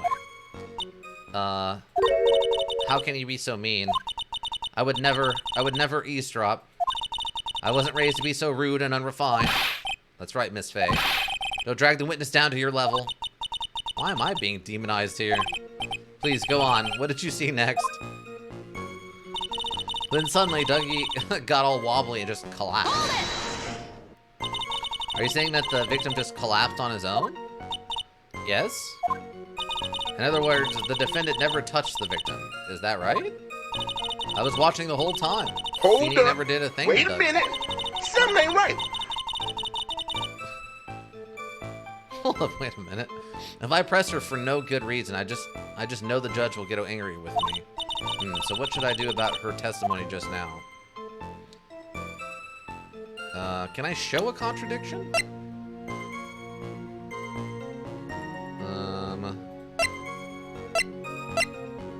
Owned by the victim found broken ear and electrical pole at the crime scene. The victim fell on top of his umbrella. There's a loud sound when this happened. I don't know if I can show a contradiction. I'll leave it alone for now. I suppose her statement works in our favor for now. holding off looking into it any deeper until it's necessary. Very well, young lady. Let's go on with your testimony. What about the fingerprint at the jacket? I can't present that as evidence. I don't have anything in here that presents that as evidence. So I can't contradict her with that. Well, the bottle of pills has Phoenix Wright's fingerprints on it, but that doesn't present the jacket. You know what I mean? We'll have to see what the rest of this... Usually what you have to do is when you're questioning them, you have to listen to all their dialogue, and then you press them on each of their dialogue, and then once you've pressed them on everything, then you can present your evidence against whatever they were saying. Because the way this is set up, there's a couple of times that if you have to listen to everything they say, then once you listen to everything they say and then press them on everything they've talked about, then some other random thing will happen, and that will progress the story. So you actually have to listen to every single thing they have to say and question all of it, and maybe the story will or will not progress. It's very dumb. It's very frustrating. Alright, I'm gonna go on with your testimony. That's when Feeney noticed that I was there. And what did Mr. Wright say when he saw you? I'm sorry. I need you to let me touch it. I really don't remember. Please forgive me. Touch it? I have to do it very gingerly. He's got a little light touch on the jacket. You don't remember? Well, that's common enough. Sometimes I can't recall a sentence I passed only minutes... Wait. Sometimes I can't recall a sentence I passed only minutes prior. Please, someone, anyone, stop him before he gets hurt by me. I went to go and find some other students, and they called the authorities. When you say students, do you mean students from the pharmacology department? Yes, they are all very fond of their drugs. Please try to stay on topic. So to find some pharmacology students, you went to the labs, correct? That's what I was planning to do, but in the end, I wound up not going. A group of about 10 research students came running out of the building entrance. Somehow they all seemed to know what was going on. The students knew what was going on. Press for more details. How could the students have known what was going on? Well, I don't know for sure that they knew what had happened. It's just they all seemed kind of excited about something. It doesn't look like I'm going to get any more info about the students. So did the students call the police? Yes, I was so panicked. Yes, well, anyone would have been, my dear. That girl, she's telling a super obvious lie, and she knows it. It is what it is. It is what it is. It's what it is. No, actually, we have to prove it's not. It is what it is. We have to prove it's not that. She's just pretending to protect Mr. Wright. Yes, that's got to be it.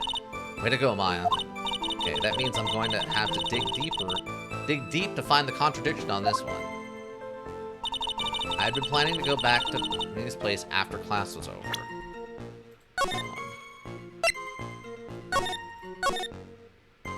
Okay. Now, I want to check something. The victim fell on top of his umbrella. That's not going to help us. It's not going to help us.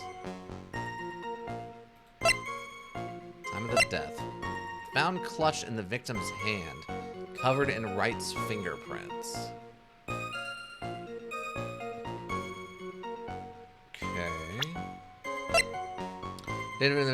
Up until 8 months previously, victim was okay. Currently has a cold. A third-year art student at Ivy University. Yeah, there's nothing mentioned in here about like living conditions. Beanie and Dougie, they were talking behind the building. Then suddenly, Dougie got all wobbly and just collapsed. That's when Feeney noticed that I was there. Saw. Sorry, I'm so flushed I don't really recall. That's common enough. Sometimes. Okay, wait. No, it was the one where he said authorities. Okay, wait. Got all wobbly and just collapsed. Are you saying that the victim just collapsed? Yes. Dig I was watching the whole time. Finny never did a thing to Dougie. Press her. So what should I do? Okay, show contradiction. Feeble lies are not very becoming, Miss Hawthorne. So let's drop them, shall we? What? I would never. Miss Faye, I will not allow you to badger this witness. Where did babies come from? Baby gun. What? I believe the defense is engaged in a fishing expedition. Baby gun. What? That is, she has no supporting. Please don't glare at me like that. I'm just doing my job. Now then, Miss Hawthorne. The defendant's palm print was found on. Oh, there we go. She just did it on her own. I didn't even have to I didn't have to present the evidence. She's actually smart enough to do it on her own. It was found on Mr. Swallow's leather jacket. It has already been shown that Mr. Wright did, in fact, push the victim. What? There's no need to try to cover for the defendant. It would be much better if you came out and told us the whole truth. There's nothing to worry about, young lady. Just tell us everything that you saw. Yes, Your Honor, I will. If you don't mind, I'd like to revise my testimony. It's like we're finally getting somewhere. Actually, I didn't see the moment he pushed Dougie. It didn't look like they were fighting, and I didn't hear anything unusual either. I went to go and find some other students, and they called the authorities. Girl, she's telling a super obvious lie. I just know it. Trying to protect Mr. Wright. Yes, and that's okay. Okay, wait, what? So I had been planning to go to a place after class. Vinny and Dougie, they were talking behind the building. And actually, I didn't see the moment he pushed Dougie. You didn't see it? Well, I saw the moment when Dougie fell to the ground. And at that time, there was only the two of them at the scene. The defendant, Phoenix Wright, and the victim, Doug Swallow. Yes, that's right. It didn't look like they were fighting, and I didn't hear anything unusual either. Well, we know that's not true. We know that there should have been the crunch. So then, what did it look like they were doing to you? I thought they were having a nice, friendly afternoon conversation. Give me a break. That's why I really wasn't watching them all that closely. Did you notice anything out of the ordinary at all? No, nothing at all, Mr. Judge. Oh. I like the sound of that, Mr. Judge. Now then, please proceed with your testimony. I went to go and find some other students, and they called the authorities. I didn't like the way they were fighting, and I didn't hear anything unusual either. Okay, so... When it fell on top of his umbrella, there was a loud sound when this happened. Objection with this. You say you didn't hear anything unusual? Is that correct? Yes, that's why I was very relaxed looking at the scenery around me. That's nice, but I find that just a little odd.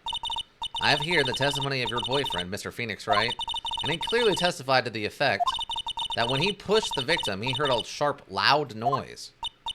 He said that? If you were really that close to the two of them, why didn't you hear this noise as well? Well, maybe the noise just wasn't all that memorable. But according to Mr. Wright's testimony, it was a sharp noise like a snap. There's no way a noise like that could fail to make an impression.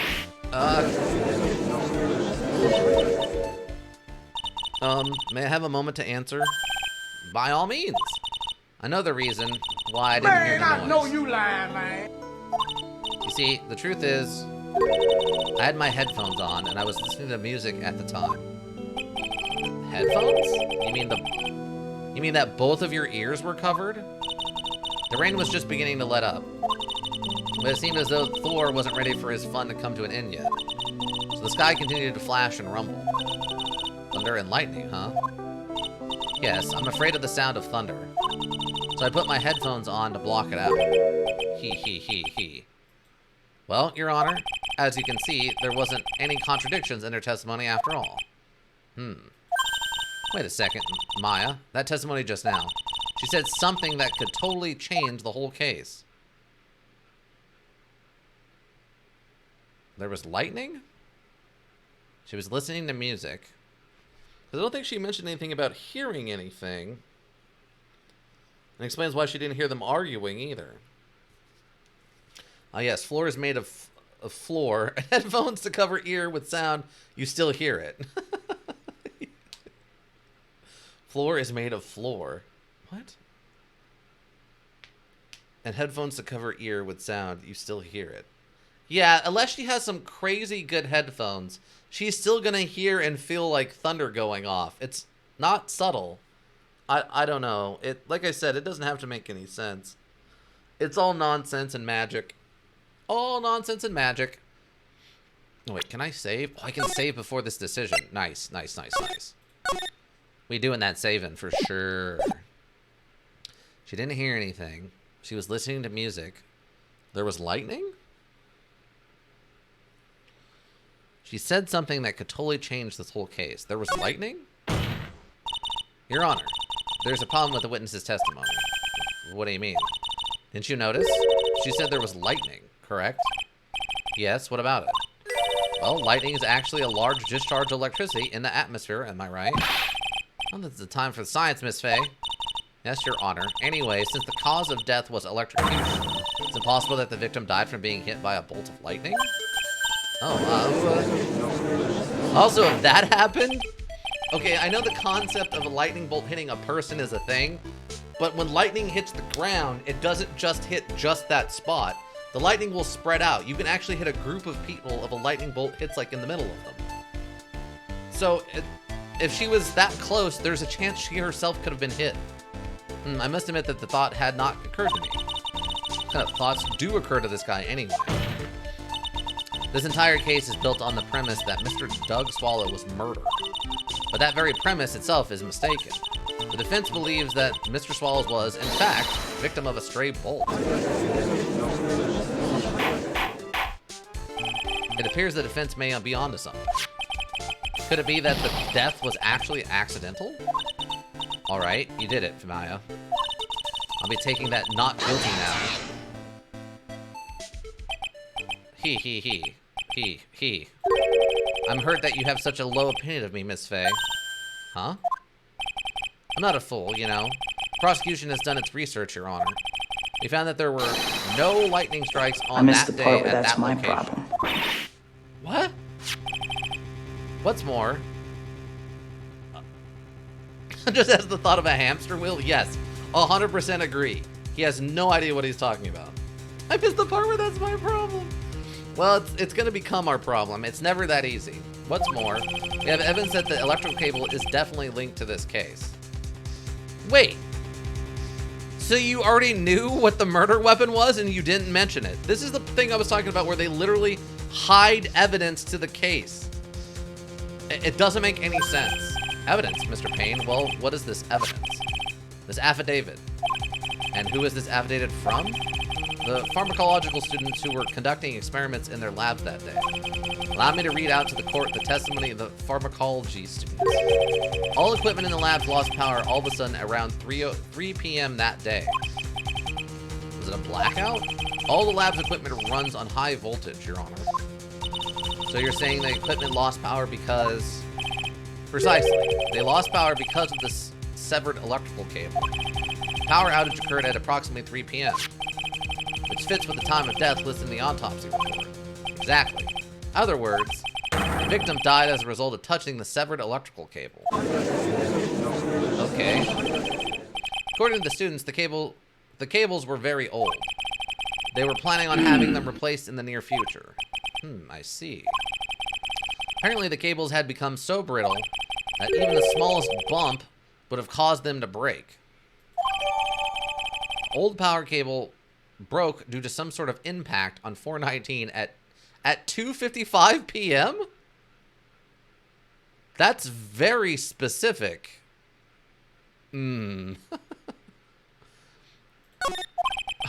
However, there's one thing that troubles me. If the cable could have been broken by any small bump, then it... What is going on inside their head? Inside out. Then it wouldn't have snapped if it hadn't been bumped into, correct? Well, I suppose you could say that. Miss Faye? Do you have any thoughts regarding the cause of this severed cable? Your Honor? I don't like how this is looking one bit. I have to come up with something to try to regain some momentum. If it pleases the court, the defense would like to state its opinion. Well then, let's hear it. Who or what was it that caused the cable to break?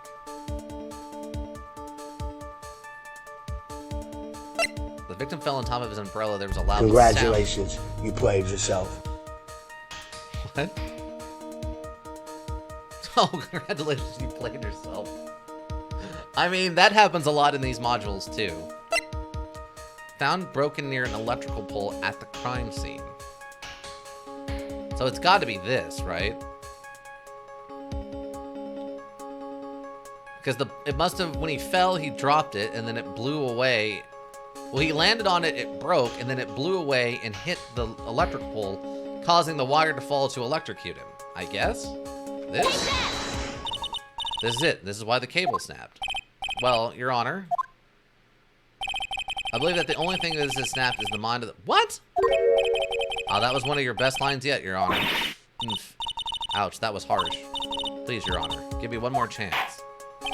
Well then, let's hear it. Who or what is that the cause of... Who or what? Okay, if it's not that... There's a fourth there. I guess... Did he fall and bump into it? Wait. That doesn't make any sense either. Oh, you know what? He's next to one of the power poles too. Words. Yeah, words. Definitely words. This whole thing is dumb words. Alright, so then... Let's go with him as the evidence? This is it. This is why the cable snaps? Well, Your Honor. What? Or what is the cause the cable to break? What? Okay. Old power cable broke due to some sort of impact. I mean, it's not going to be this.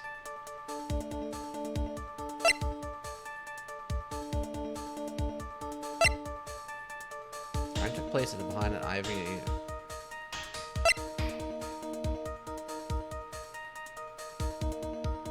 It's not this?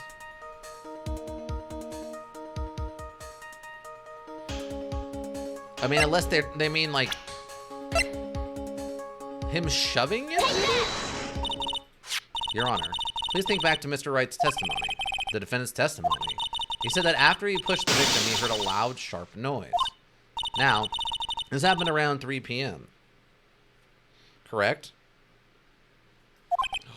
All right. Yes, that sounds right. Wait, are you saying that the lab equipment lost power at 2:55 p.m., which fits right in Mr. Wright's timeline? In other words, it was Mr. Wright's shove that caused the power outage. What? Yes, the prosecution also came to that same conclusion. It was the very shove that caused Mr. Swallow to be electrocuted. I'm afraid I can't agree with you there, Mr. Payne. What's that supposed to mean? Let's take a good look at where the victim landed after being shoved. See the umbrella? It's by the electrical pole. That's right. The victim banged into that pole as a result of being pushed. It was that impact that caused the cable to break. Well, that makes sense. And then the victim was electrocuted. I'm sorry, Your Honor, but no, it doesn't make sense at all.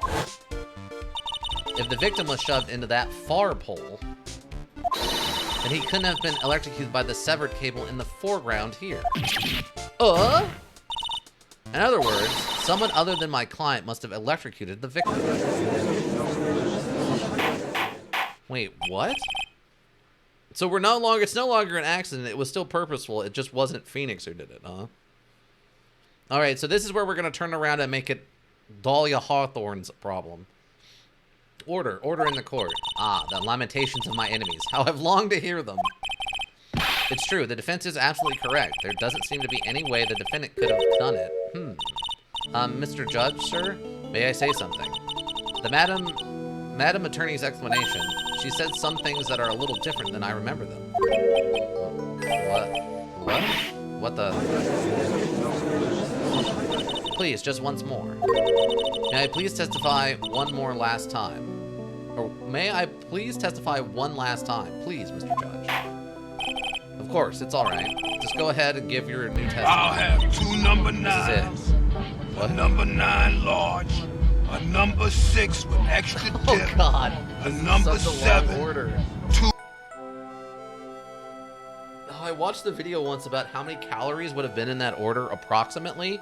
It was something stupid like 3,600 calories. It's an absurd amount of food for one person to eat. And that's from someone who eats way too much food. This is it. She's finally starting to show her true colors. What I Witnessed, Part 2. The truth is, Feeney pushed him twice. The first time was into the electrical pole.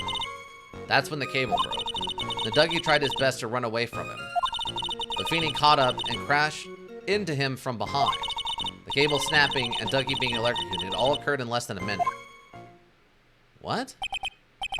So after being shoved, the victim got up and tried to run away. And that is when the defendant pushed him for the second time. I'm so sorry, Feeney, but I just have to tell the truth. Am I doing the right thing? Am I, Mr. Judge? Of course you are, my dear. As painful as it may seem, you are. Now then, Miss Fay, you may proceed with your cross-examination. What I Witnessed, Part 2. Well, why don't you cry about it? What? Cry about it? Yeah, she cries. It's just a manipulation tactic, right? Like, she cries a little bit to make people feel bad for her, and then they're more willing to give her what she wants. The truth is, Feeney pushed him twice. Miss Hawthorne, previously in your testimony, you said the following. Actually, I didn't see the moment he pushed Dougie. I know, I'm sorry. I wanted to protect Feeney. That's why you basically lied to the court? I was a bad girl, I know. Mr. Judge? Yes? Would you please forgive little old me? Of course he won't. What did is hurt. Oh, come on. It was just a little old white lie. We'll forget about it this time, but please be more careful from now on, alright? Oh, thank you so much, Mr. Judge. Not at all. Ho ho ho. That doesn't affect the person who don't give a darn about people. That's true. If you're able to overcome your you know, being manipulated by stupid stuff like that, it's quite the powerful tool. The judge had better be more careful himself. A dark alley is friendlier than that girl. I don't know oh my god, that's like a triple burn. I don't even know. It's like she's calling the judge an idiot and also threatening to beat him up in an alley and saying that the girl is a liar. That's awesome. What a statement. The first time was into the electrical pole. Beware, Your Honor. Press Dahlia's claim that Feeney pushed him twice. First time was into the electric pole, then that's when the cable broke.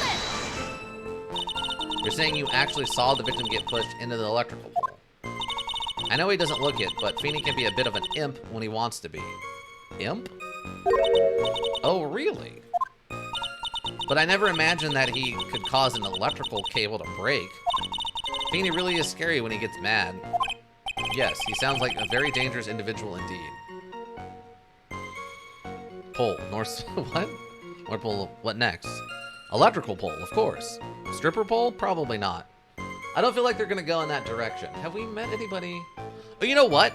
In the very first case we did as Phoenix Wright back in the first module was about a lady who I think was like an escort or something. I think she was an escort or like dated multiple people to like get money from them or something like that. I can't remember. So there was a little bit of a stripper pole thing going on in that first case. A night girl, yes, basically. Like, I don't think she was a prostitute, like flat out, but I think she was basically like dating multiple older men. She was like kind of a sugar baby kind of thing going on, if I remember right, to get money from older men she was dating, but I don't know if she was actually sleeping with them or not. Yeah, he sounds like a very dangerous individual indeed. The Dougie tried his best to run away from him. Oh, I forgot I have to press her on all this. The Dougie tried his best to run away from him. So let me get this straight. You were happily listening to music on your headphones while you watched this scene unfold. What?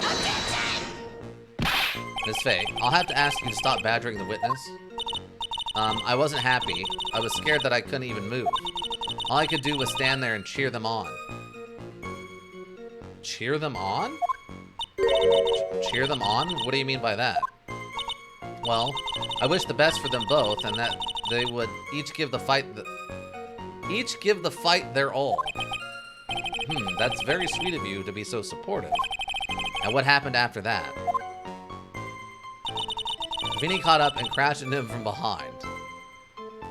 Extra money, I guess? Huh? Yeah, I don't know. That's a really weird statement to make. You have to remember this is also being translated from Japanese into English. So sometimes there's some like weird translation stuff. That doesn't sound quite right.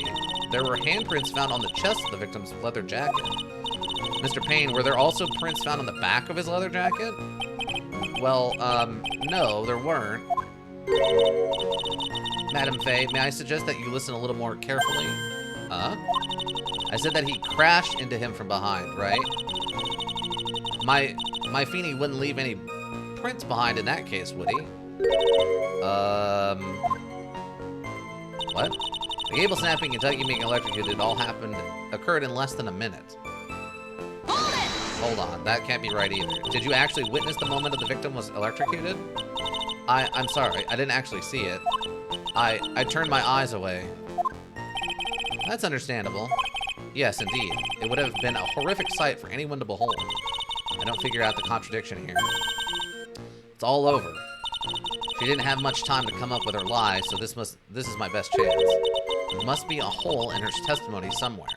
Think, Maya. Well, yeah, the truth is, Vinny pushed him twice. It's best. And caught up in the cable snapping and Dougie being electrocuted all occurred in less than a minute. So this is the contradiction right here, I think. I think that's the contradiction, because on his watch, there's a hole, of course. Well, yeah, I think the hole in the story here is that the watch stopped at 3:05. Objection!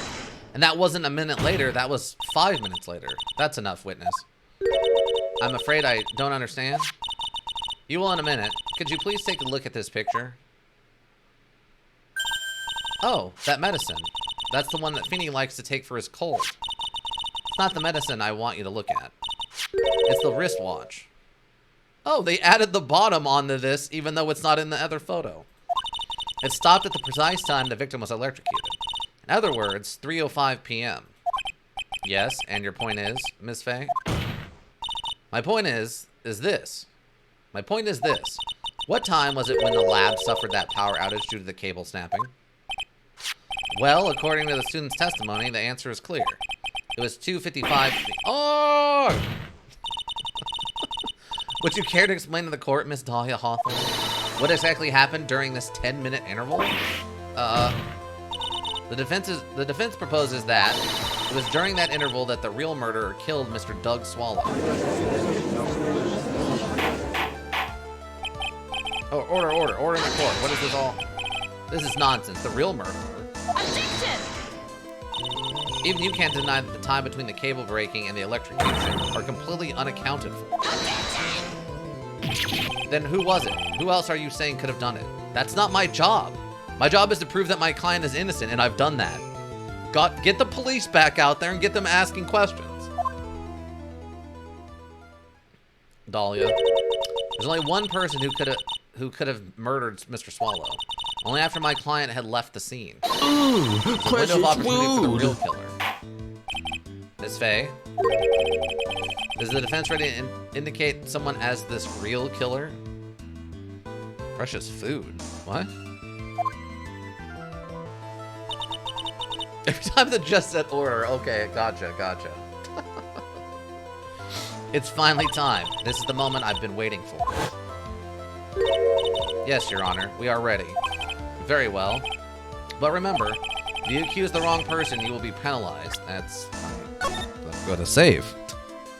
I'm gonna save because there is a non-zero chance that I get this wrong the first couple of tries. I'm just gonna override that first one. We're not going back to you.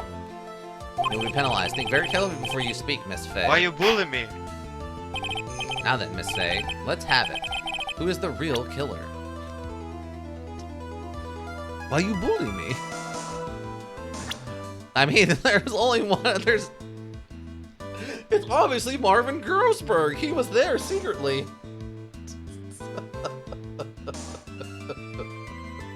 I mean, there's only one other person it could be. I mean, I know this is the tutorial case, but come on now. It only have been you, Dahlia Hawthorne. What? How? How can you? The defense is grasping at straws. 10 minutes passed between the time the cable broke and the time of the electrocution. What exactly were you doing that whole time, Miss Hawthorne? Were you really Victory Screech? I don't know about that, but were you really listening to some music while cheering them both on as they fought? I find it hard to believe that you didn't lift a finger to stop the men dearest to you.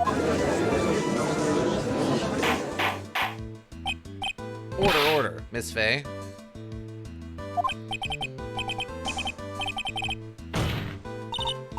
Miss Hawthorne, I believe you did witness the two men fighting on their way, however, on that day, however. What's on the order? We need an order. We need food. Quick, stat. It's at 770. We need food. Stat. Come on. Okay, you're just gonna say it. Okay. He wants a sandwich and a beer. That's fair. For a courtroom, that's actually not too bad. Miss Hawthorne, after Mr. Wright pushed the victim and subsequently left the scene, it was you who pushed Mr. Swallow to his death by your very own hands. Ah! There we go. How can you say something so mean, Madame Faye? I didn't do anything.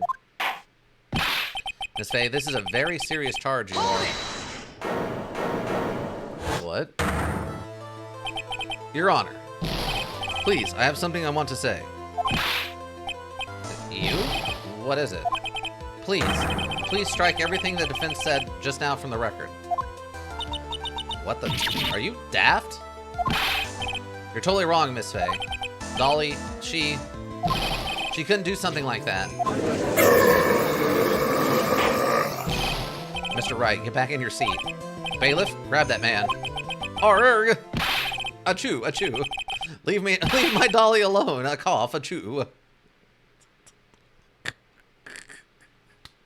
Sometimes the writing and the nonsense is good, and other times it's just like, what? Oh, God. Please, Maya, don't have a crush on that idiot. Sigh. That boy. He's gotten himself in way over his head. Oh? Mr. Grossberg, you're back. It seems I've arrived just in the nick of time. I found the police report of that incident in your newspaper clipping. Police report added to the court record. Report on the incident 8 months ago. Thank you so much. This is exactly what I was hoping for. That's some Minecraft eating. You better take a good look at it. Details how you came to lose your boyfriend. Oh, wait, what? So the attorney guy who died at 19 was her boyfriend? Now then, the defense has made a very serious accusation. Mr. Payne, what do you have to say about this? Well, really, Your Honor. May I interrupt you for just a moment, Mr. Prosecutor? Don't you worry, my dear. I have this situation well in hand. Sniffle. Go right ahead. Madam Faye, are you seriously accusing me of killing my sweet Dougie? Yes, I am. Not only am I saying you murdered Doug Swallow, but you also tried to pin the whole thing on your current lover, Phoenix Wright. I told you that you should let me handle this. Weep. Sorry, please go ahead. How can you say that? I'm absolutely devoted to my dear Feeny. The notion that I would try to frame him is ludicrous. Hey, get out of my sandwich. No.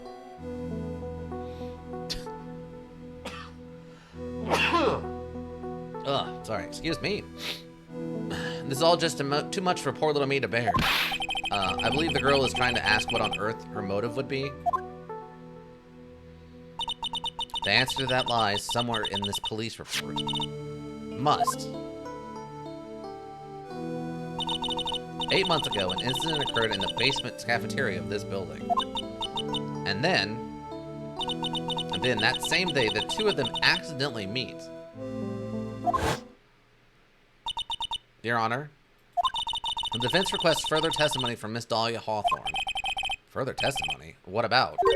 About the events of the day when she first met the defendant, Mr. Phoenix Wright. What could that possibly have to do with this case? Objection!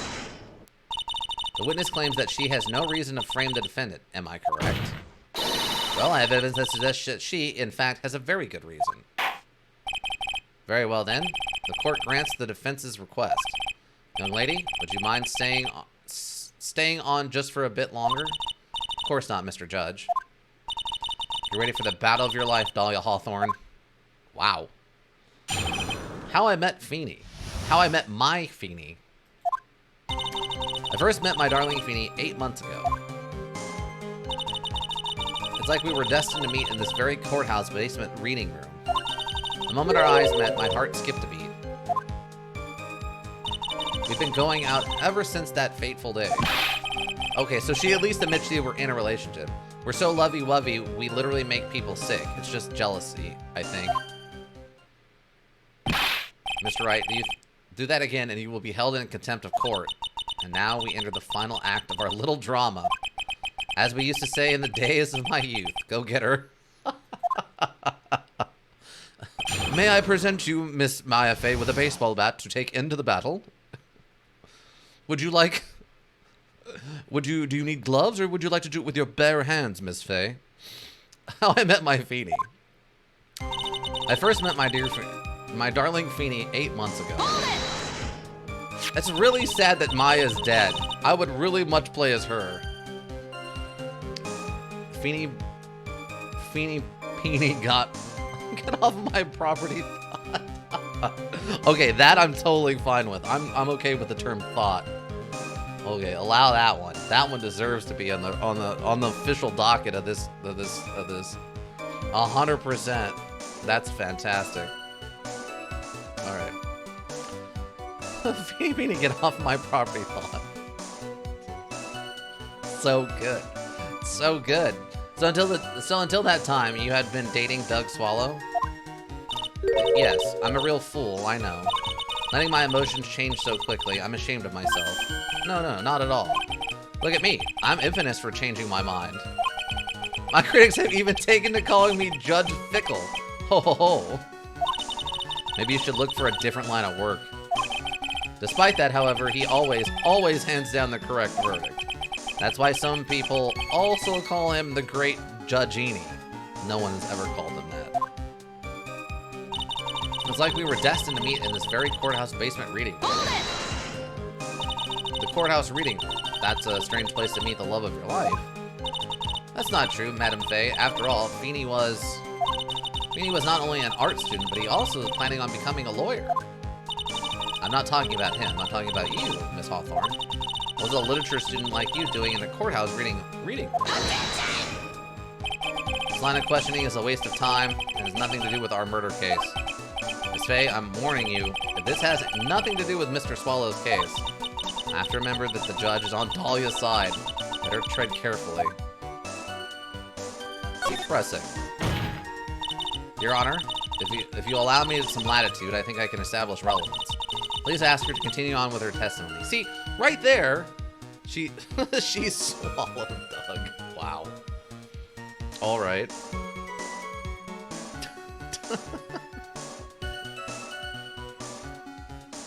Oh God. Doug swallow. Delilah swallow Doug. It's gonna be a very awkward wedding ceremony between the two if it would have ever happened, is all I'm saying, right? Please ask her to continue on with her testimony. Very well. Young lady, I've got a simple question for you. What were you doing downstairs in the courthouse reading room? If it pleases your honor, the answer is simply this.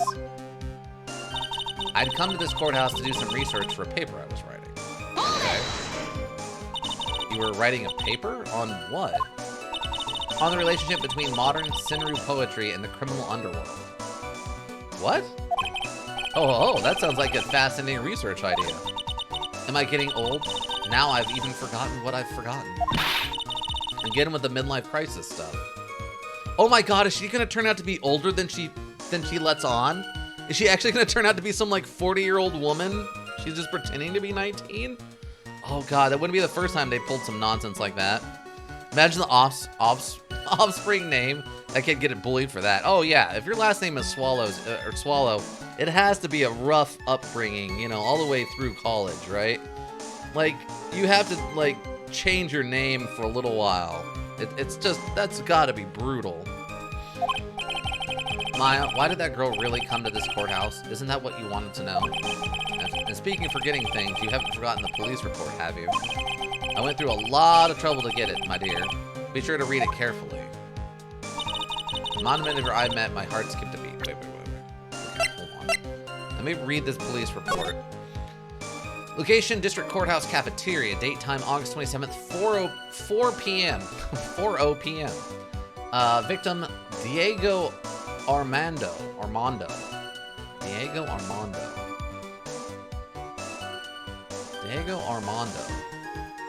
Why does that sound familiar? Age 28. Occupation, lawyer. Suspect, Dahlia Hawthorne, age 19. Amanda has ingested poison while interviewing the suspect regarding another case. Traces of poison were found in the victim's coffee cup. No poison was found in the vicinity or on the suspect's person. It is unclear how the poison entered the victim's coffee cup. Oh, so she's lying. She wasn't here to research a paper. She was here to answer about another crime. Okay, that's a pretty straightforward one. Wait, so they were dating. He's 28. How old is... Oh, it's not up here. I don't know how old Maya is. I guess she could... I don't know if she's 28. She's like... She's only a couple years older than Phoenix, so she could probably be like maybe 24. So 24 to 28 isn't too big of a gap. Funny thing is, did it have met a doctor, her last name as Arch, as in butt, or something like that? Oh, arse? You mean like British arse? Or is that like a, or like in, no. Oh, is it, oh, so like, is it as butt? Oh, is it butt in German words? Oh, gotcha. Well, I mean, yeah, I mean, Seymour Butts is, you know, Butts is technically a last name you could have here in America, right? Like, Butts is an English last name, potentially, so it happens. It happens.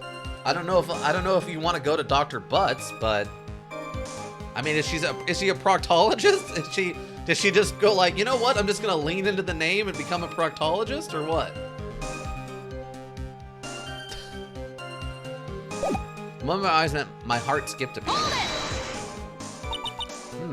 So what is it about Mr. Wright that made your heart malfunction like that? In my personal opinion, he just looks like a typical snotty-nosed college brat. Perhaps to a woman your age, but to me, Feeney is handsome. Perhaps to you, Miss Hawthorne, but to the rest of the planet, he's a dime a dozen. Fair? Even people call him Ashtray.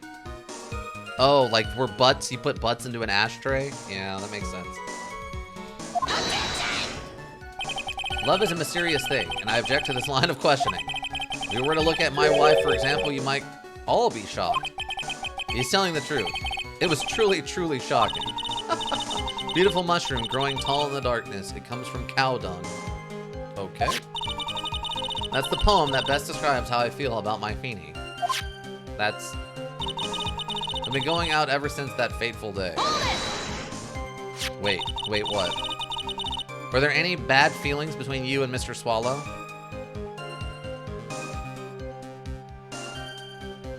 Well, he has a very attractive wife, not a lolly per se. We don't know how old she is or whatever. We just, apparently she's very hot. I don't know. We never, at least in the other modules, it's never brought up. You only deal with him like one time. So we don't know what his wife looks like, but it sounds like she's hot. I don't know about a lolly though. Don't assume it's a lolly. Don't do that. Just assume apparently he has a very attractive wife. I I mean, he's like 49, so I'm assuming it probably at least age appropriate. Are there any bad feelings between you and Mr. Swallow?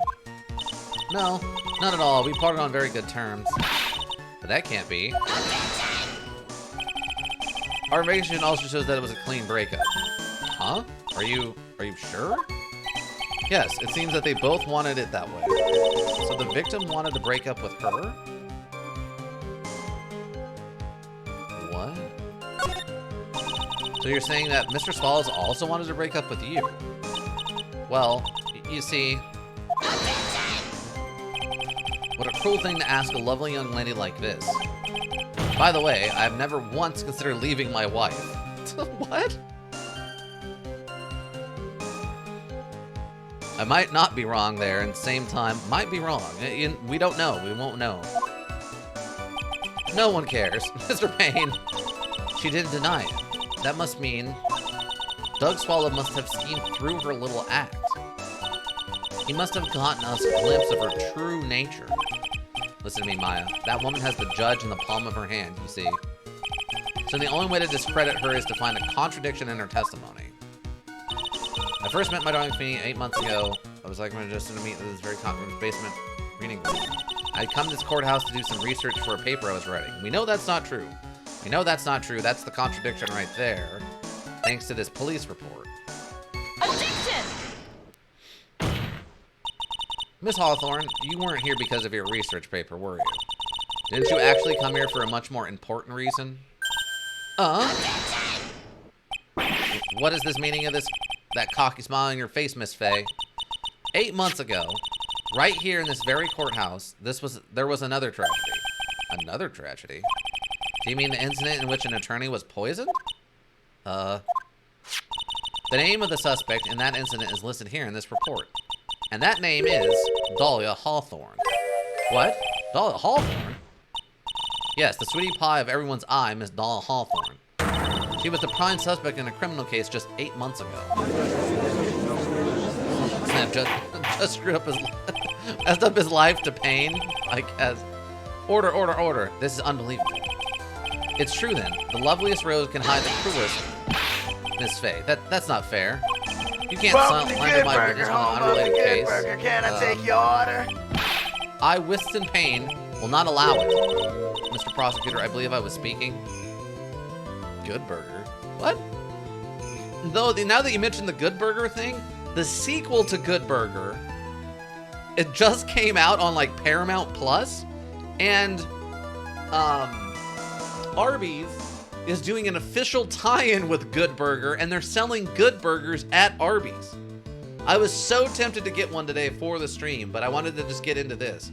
So on Tuesday, we might be having a Good Burger live on stream. We might be doing a Good Burger eating to see if a Good Burger is actually any good. Apparently it's made with Wagyu beef, like the other Arby's burgers are, so. Mr. Prosecutor, I believe I was speaking. Or, pardon me? Go right ahead. It's true about 8 months ago. The police expressed some interest in me. Expressed some interest, huh? Mr. Judge, sir, I know I'm under oath, so I'll tell you the absolute truth. I did not commit the crime that occurred during that incident 8 months ago. I see. Okay, I've tied the two crimes together, somewhat. Now I've just got to stay on the offensive. Well done, Maya. Oh. Really lit a fire in my heart and my buttocks. Gross? I can hardly tell which is more inflamed, my spirit or my hemorrhoids. That is so gross. That is so gross and unprofessional. Stop bringing that up. Gross. Stop it. The poisoning. I met the lawyer who was poisoned to discuss something in the cafeteria that day. I left my seat for just a moment, and that's when it happened. From what I heard, it was a liquid poison that is lethal at about just 2 teaspoons. Not only that, I heard it was a very special kind of poison. So you see, I'm innocent. I wouldn't even know where to get a poison like that. I don't want any more bullshit anytime during the day. Might be like this. After From the anyone. That includes me. I don't want any more of your nonsense. You would 100% know where to get that poison, because your boyfriend was worked with chemicals, so you would 100% know where to get those chemicals because your boyfriend can get them for you, you dirty liar. Holding it? She's holding in her tears? The thing? What? So that's what happened here 8 months ago. Oh, the gem? Yeah. I don't know what that gem oh, the gem has the poison in it. Yes, that makes sense, actually. Because a small bottle necklace, the poison was inside of the necklace. So she gave the poison necklace to Phoenix so that she wouldn't be found with it when she was investigated by the police at the time. That makes perfect sense, Zet 770. Good for suicide. Well, it's not for a suicide. It was for a murder. So that's what happened here 8 months ago. However, as you've heard from the witness's testimony, she had nothing to do with it. I think the defense is just about out of tricks. I'm terribly sorry, Mr. Payne, but I'm afraid the defense has many more tricks up its sleeve today. I'll be sure to show them to you before the end of this cross-examination. What the? Why does the defense suddenly feel stronger? Mia, you're glowing with a true lawyer's aura, my dear. The proud posture and self-confidence, absolutely smashing. Also good for that, yeah. I mean, I guess in Romeo and Juliet, she uses a vial of poison and drink, or he does, right? Well, they both do, I guess. They both drink poison from a small vial and die, so you're not wrong. It could be a suicide thing, but it also, in this case, is a murder. The poisoning. I met the lawyer who was poisoned to discuss something in the cafeteria that day. Okay. What were you talking about with the defense attorney? Well, I'm sorry, but that's confidential. According to the report, you were being interviewed regarding another case. The lawyer that was killed. He said he wanted to talk about an incident I was caught up in when I was younger. Why don't you tell us all what that incident was? That has nothing to do with this case. Objection sustained. The defense's question is stricken from the record. You get involved in a lot of incidents, don't you, Miss Hawthorne? Well, I guess I was just born under a bad sign. Don't worry, Dolly. I'll protect you. You heard the man? Now that is true love, young lady. Oh, Feeny, please. Yeah, those two really are making me ill. Albeit for a decidedly different reason. But at least she stopped assaulting the Mr. Gooseberry or whatever his name is. Grossberry. She's not punching him anytime they mention the two of them dating anymore, which is good. I left my seat for just a moment, and that's when it happened. Phrasing? Yes, really. How long were you gone? Oh, phrasing. I thought it said, oh, really? Phrasing? Yeah. Goodberry, Gooseberry, whatever, Grossberry. How long were you gone? I've already answered all these questions for the police, but if you must know, maybe 10 to 20 minutes? And where were you during that stretch of time? Using the toilet? What are you saying, Miss Faye? Toilet? My perfect little Dolly doesn't poop?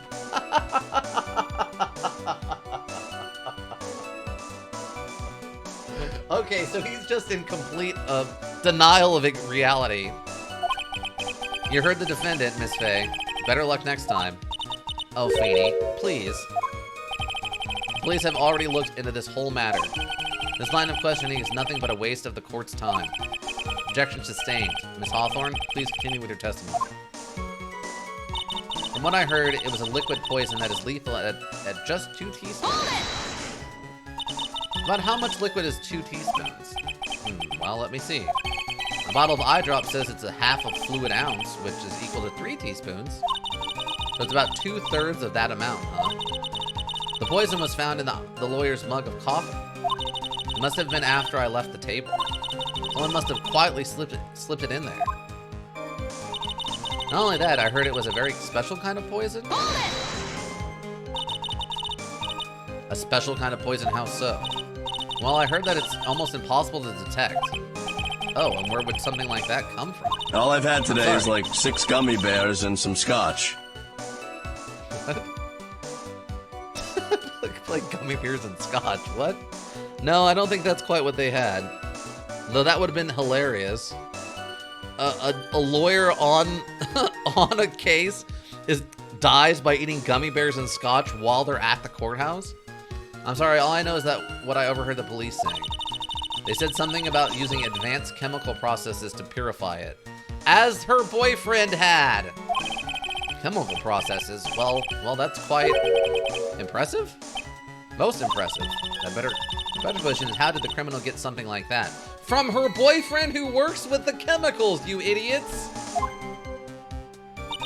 So you see, I'm innocent. I wouldn't even know where to get a poison like that. And that's the reason that they didn't arrest you? Because no one could show how you could have gotten the poison? I think that's a good enough reason, Madam Faye. She's right. And I think we've all had enough of Miss Faye's questions. So in essence, the main reason Miss Hawthorne was never arrested for this crime was because no one could show how she could have obtained the poison. And all we had to do is find a way to establish how she could have gotten some, right? Great. Now, just how did a lit student get a hold of poison, of all things? I met the lawyer. Okay, so there's a special kind of poison. I wouldn't even know where to get poison like that. Okay, I'm gonna save because I could be wrong, but I'm guessing it's her boyfriend. Arg. Yeah. Alright. Is it the boyfriend? Objection! Did we get this one? You wouldn't know how to get that kind of poison. I don't believe you. What? In fact, you had an easy access to that kind of poison, didn't you? At your boyfriend's lab. Boyfriend? You mean the victim, Doug Swallow? That's right. Up until 8 months ago, Miss Hawthorne was dating Mr. Swallow. And if you'll recall, Miss Swallow was a pharmacology student at Ivy University. Pharmacology? His laboratory contained highly advanced chemistry equipment. In fact, without such equipment, the culprit could never have attained such a rare and special poison. Well, Miss Hawthorne, it seems you have access to such a poison after all. And then it was a matter of slipping it into the victim's coffee when he wasn't looking.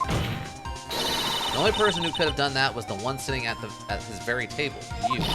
No! Order. Could it be? Is that 770? Jeff. What was that? Jeff is not an order. You can't... I don't... My name is Jeff is not an order. You need food.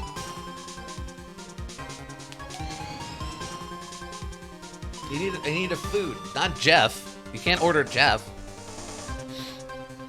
Order. Could it be? That's nothing but a... May I say something, Madam Faye? What is My it, name Miss is Hawthorne? Sprite Pepsi, and I'm abstinence until I die! You're gonna what? So my name is... Oh, my name is Spirit Pepsi? Sprite Pepsi? What? What's his name? Oh god, it's... Pepsi Liberty. Pepsi Liberty.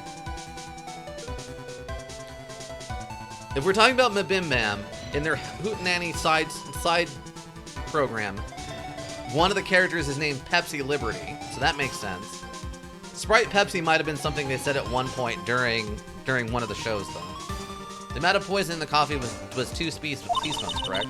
No worry that much liquid, you would need some kind of container. Well, yes, that's true. I was searched immediately after the incident took place. Quite true. In fact, the entire courthouse was turned upside down. But they didn't find a suspicious container anywhere, did they? She's right. That's even mentioned that in the report. Well, you could have easily gotten rid of something that small. Excuse me, madam, but this is a court of law. You're saying I threw the poison container away. I think you need to show some kind of proof. Uh-huh. I wonder where. Yeah, exactly. Proof? Got me good with that. No, she didn't. You already know where it's at. Provide some evidence or I'll have to disallow this line of questioning, Miss Faye. Unless we can come up with some evidence, we're going to lose this lead. The police conducted a full-body search of the end of the entire courthouse. And yet the container holding the poison disappeared right after the crime occurred. We're going to accuse the young lady of committing the murder. In the container the poison was carried in. What happened to it? Small ball. He shows it to everyone. Okay, it's gotta be this. Oh no! I just choked on my coffee watching that, bro. Jesus You were forced to get rid Christ. of the container in a hurry, weren't you? And that's why you passed it on to someone that had nothing to do with the case. Someone that you knew wouldn't be searched. Who is this person? Mr. Phoenix Wright, of course. So the defendant was this witness's accomplice? Of course not. She gave the poison to him, disguised as a present. What? But that's... That's a charming little necklace. Is this a little bottle? It's really quite cute. So what about it? What does it mean, Miss Faye? The day that the witness met and fell for Mr. Phoenix Wright was 8 months ago, August 27th, the very same day as the poisoning incident. Under the pretense of love, the witness gave my client a present. All for the purpose of hiding that one piece of evidence that would give her away. What? Are you saying there's a deadly poison in here? No, there's no longer any poison in that bottle. However, I'm certain that if the crime lab were to analyze it, they would find a trace amount. No! What?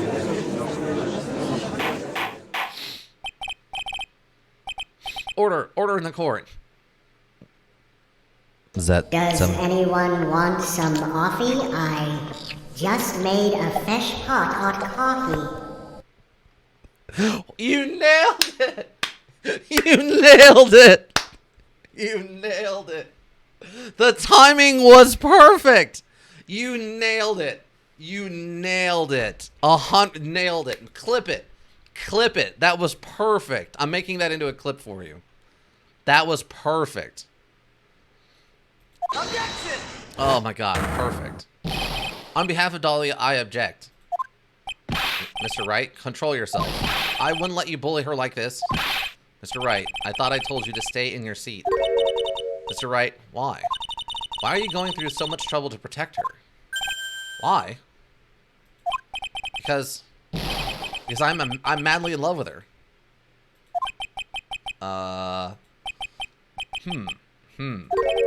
Madly in love. I haven't heard anyone say that in a long time. Mr. Wright, have you ever thought about this? Why exactly would a woman like Dahlia Hawthorne want to date you anyway? Well, I guess she must be madly in love with me too. Mr. Wright, please, open your eyes. At this point in the trial, I think it should be obvious to everyone. The real reason that Dahlia Hawthorne is dating you is she's madly in love with you too, to keep you quiet because of that necklace. Dahlia Hawthorne was not and is not madly in love with you. Only thing she's after is that bottle necklace you love to wear around your neck. My necklace? Back there in the waiting room, you said it yourself. Yeah, but she's so shy. Every time I see her, she always says the same thing to me. Please give it back now. What a strange girl, asking for a present back like that. For Dahlia Hawthorne, that necklace is irrefutable evidence of her crime. That's why she absolutely had to get it back. You're lying, but you never gave it back to her. And to make things worse for her, you insist on showing to everyone you met. That's why she... I don't believe you. No! That's a lie! Wah! Eat.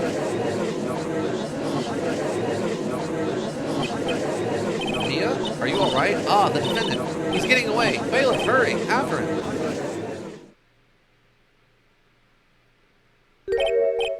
Mia, are you alright? Yes, I think so. That boy, he went completely insane. Where's Mr. Wright? Looks like the bailiff caught him, so he should be back soon enough. Made the clip? Okay, thank you. Thank goodness. Oh no. What is it? The bottle necklace. Miss Hawthorne's present. It's gone. What? That's terrible. Mr. Wright must have grabbed it when he slammed into me. Foolish boy. That's the only thing that could have saved him. What in the blazes are we supposed to do now? Alright, yeah, no clips. You can put it over in the Discord. There's a thing for highlights and clips over there in the Discord. Mr. Wright, this sort of behavior is unprecedented in the history of this court. No, it ain't. No, it isn't. I'm sorry. I'm afraid that your apology is not enough. Mr. Wright, what you did do with the bottle necklace. Forgive me. I'm sorry. It's okay. Just give back the necklace. I ate it. I was almost going to say as a joke that he ate it. You what? You ate it? It was too big to swallow, so I had to chew it into little bits first, but yeah. Wait. What? What? What is he doing now? Well, he's bleeding internally. He just ate a bunch of glass. Your Honor, you've got to stop the trial. Mr. Wright, are you feeling okay? Does your stomach hurt? That bottle you swallowed may have had some poison left in it. Hee hee. Hee hee hee hee hee hee hee hee. It seems the defendant has proven the prosecution's case for us. Clearly that bottle did not contain a deadly poison. How can he be so sure? Hee hee hee hee. I think that's obvious. As you can see, the defendant is still very much alive. As for the poison, more like a fledgling of defense attorney's overactive imagination. So it would seem. Objection! No, there must be some mistake. The bottle must not have had any poison left in it. Either that or the poison must have lost its potency. There. It's all right, rookie. Trusting your client is the most noble thing a defense attorney can do. And it's heartwarming to see that you place this much faith in Mr. Wright. But that's how it is for us on the prosecution side, too. For example, I would trust the witness, Miss Hawthorne, with my very life. You're an idiot. Which is why I can state that your assumption of her is completely wrong. That's enough. Unfortunately, Miss Fay, I cannot accept your explanation of the events. But why? It may be impossible for a beginner like you to understand. But in a court of law, evidence is everything.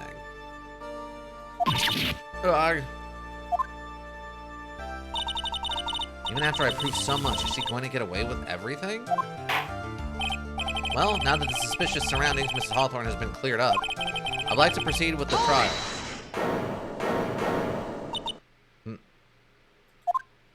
Mr. Wright? I'm sorry, Miss Fay. I totally slipped my mind. I'm really, really sorry. I know you believed in me, and I feel like I really let you down. Mr. Wright, what are you trying to say? There's something I forgot to tell you. What is it? That day, the day I met Doug Swallow.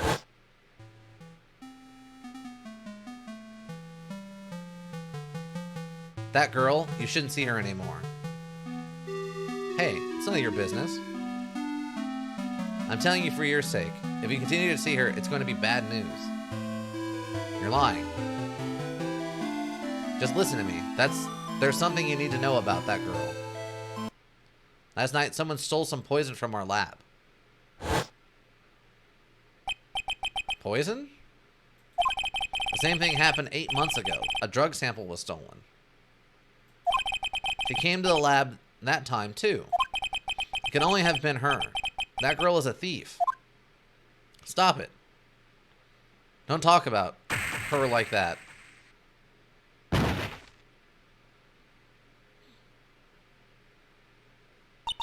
Is it true? Did he really say that? That's ridiculous. There's one more thing. After I pushed him that day, I got worried and came back to have a look.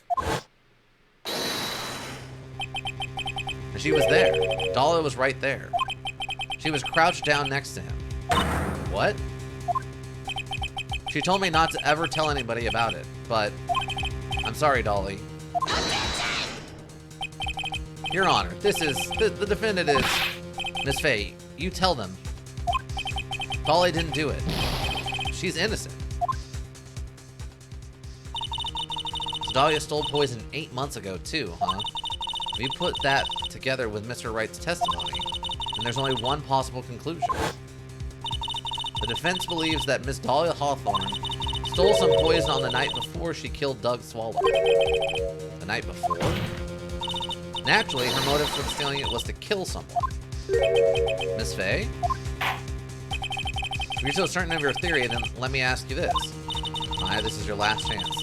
Think carefully now. There's something that she desperately wanted to get back. Therefore, exactly who was Miss Dahlia Hawthorne planning to kill? Well, she was going to kill Phoenix to get the bottle back. There was one person that was standing squarely in Miss Dahlia Hawthorne's way. And that person was Mr. Phoenix Wright. Me? That's preposterous. After all, it was Doug Swallow that was murdered. Well, it's true that things have worked out, but let's remember that Miss Swallow died of electrocution, not poison. The person that Miss Hawthorne was planning to poison was, in fact, you, Phoenix Wright. There's no one else that it could be. But how can that be? I thought Mr. Wright and Miss Hawthorne were in love. Poor Mr. Wright. This must be killing him. Hang in there. I'll bring her to justice. I swear it. As I said before, the only thing Miss Hawthorne truly cared about was the one piece of evidence linking her to that incident 8 months ago. That's right. The bottle necklace. That's all she cared about. Even so, why would she go so far as to murder it? 8 months ago, just after the fall of that attorney in the basement cafeteria, Dahlia Hawthorne could think of only one thing. How to get rid of that bottle necklace as quickly as possible. No, it can't be. It was a pretty good move she made, too. The evidence was missing for a long time, but there was just one big problem. Although she got him to hide the evidence, Mr. Wright refused to return it to her. To him, the tiny little bottle was a cherished treasure. He even showed it to everyone he met.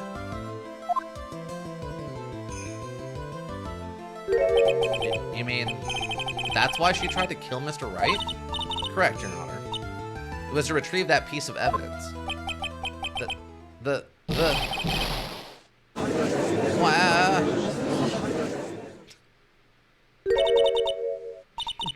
Dolly cared about that man booty? I don't think so.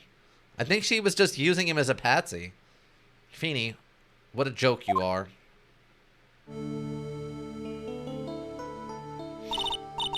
Honestly, how can any woman ever count on you for anything? I even told you time and time again to keep your trap shut about me and that necklace. You disgust me. Miss Hawthorne, it appears that we're nearing the end of this trial. Fine, I can tell you plan on making me into a criminal no matter what I say. You are a criminal, Miss Hawthorne. We'll see about that. But first, where's your evidence? Seems your sniveling little crybaby of a client has eaten the bottle as a snack. Well, hey, old man, are you senile or something? Why don't you say something instead of sitting there with that dumb look on your face? Miss Hawthorne? What's happened to you? Are you really that shocked? Or do you prefer me this way, Mr. Judge? Her eyes are like scratched out, kind of. Like they have like lines through them when she's in her cutesy mode. It's kind of weird. No, with absolutely no proof, you treat a voluntary witness like she's a mass murderer. Well, I have nothing more to say. I'll be heading home now, if you don't mind. But we're not finished. Fine, then ask this nasty old hag to finish up already.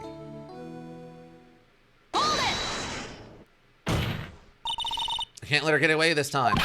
Stop, Maya. If you keep on pushing without any evidence, you could pay the ultimate price as a lawyer. Ultimate price? You'd be forced to take off your attorney's badge forever, I'm afraid. No. You'd better think it over carefully, Miss Faye. Or should I say, Miss Gray. Well, Miss Faye, can you provide evidence that would establish her guilt once and for all? I mean, obviously, yes, but I don't know what it is. If I mess up here, my career as a lawyer is over. That's why I'm gonna say. I've got the money, the coke, and a picture of your daughter. What? Play money, coke, or your daughter? Gross. Don't talk about that. That's messed up. Alright, what do I have in the court record to prove this? Oh! Did she poison his medicine? I bet she poisoned his medicine. The fell on top of his umbrella. Article from 8 months ago. The power of the cable broke due to some sort of impact. It's his medicine. His cold medicine has the drug, it has the poison on it, because she knows he takes it after every meal. It's got to be the medicine. But to be honest, at this point, I don't have any evidence that's well-founded. Even so, I'd rather lose my attorney's badge and let her get away with murder. Your Honor, the defense would like to present proof. Impossible. You can't possibly. Stupid woman. It is the opinion of the court that there has already been enough discussion. Therefore, I will allow only one piece of evidence to be presented. Just one? You're unable to establish her guilt, and I'm afraid that a very harsh verdict will immediately be handed down on Mr. Wright. I understand, Your Honor. You just imagine the headlines for tomorrow's newspaper. Up-and-coming lawyer plummets to earth before she gets the chance to soar. Planning to poison Mr. Wright. If that's the case, then the poison was probably in there. Well then, Miss Fay, please present your evidence. Show to this court inferable proof that Miss Hawthorne was planning to poison Mr. Wright. It's got to be the cold. It's got to be these pills. Here it is, Your Honor. The evidence that will prove her guilt once and for all. Cold Killer X, Phoenix Wright's beloved cold medicine? He. Does our rookie defense attorney have a bit of a cold? If I did, I still wouldn't take this cold medicine. After all, it's been poisoned. What? Remember what the defendant said in his testimony? But I lost my bottle of it around lunchtime on the day of the accident. I always eat with Dolly, just the two of us. She was the one who took his bottle of Cold Killer X. Then she poisoned it knowing that Mr. Wright was going to take some. Now you're really grasping at straws. After all, it was the victim, Doug Swallows, that was holding the medicine. I would like the court to recall the crime that happened here 8 months ago. Where did Miss Hawthorne hide the evidence? Huh? What are you talking about? 8 months ago, the poison was hidden in her bottle necklace, which she then gave to someone else for safety. Someone had accidentally run into the reading room. My client, Mr. Phoenix Wright. Yes, that's right. She did the same thing this time as well.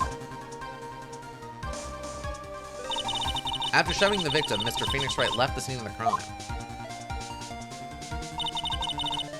This is when the murderer, Dahlia Hawthorne, appeared. With her, she was carrying the poison bottle of Cold Killer X. This, of course, was so she could carry out her plan to murder Mr. Wright. I believe she did testify that she was going to meet with the defendant. Yes, and she heard and saw everything that happened at the scene of the crime, including what the defendant and the victim were arguing about, and the cut electrical cable. That's when she realized I can't allow Doug Swallow to live. She used the severed electrical cable to silence him forever. Fortunately for her, this is when the problem occurred.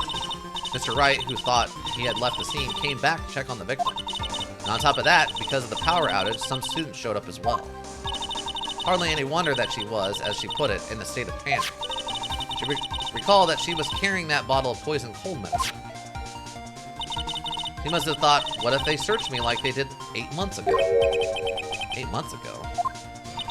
Yes, she disposed of the evidence exactly the same way as she did back then. She had someone else hold it, in this case, Doug Swallow.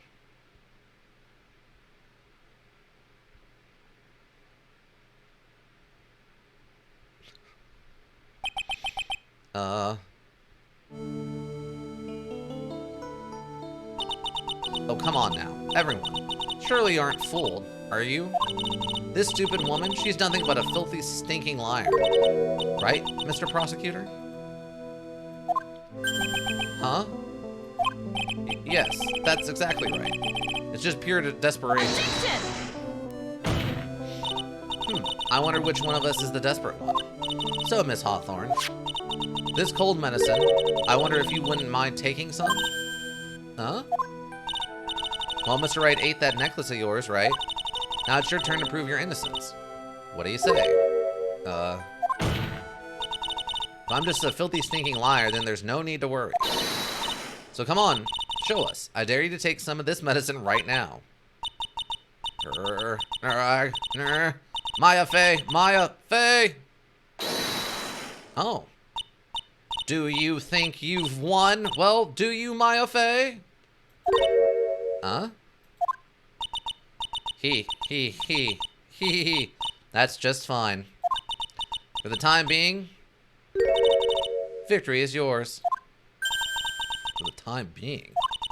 Well, I have a very long memory, you know. You and I will meet again. I'm certain of it. Huh? Well then, Mr. Judge, I'll see you later too, okay? Huh? Why? Yes? I'm gonna go spend a little quality time with the men in blue now. I wish you all the best. What? Fish and a rice cake. At 10 o'clock, I'll have fish. At 12 o'clock, I'll have fish and a rice cake. At 2 o'clock...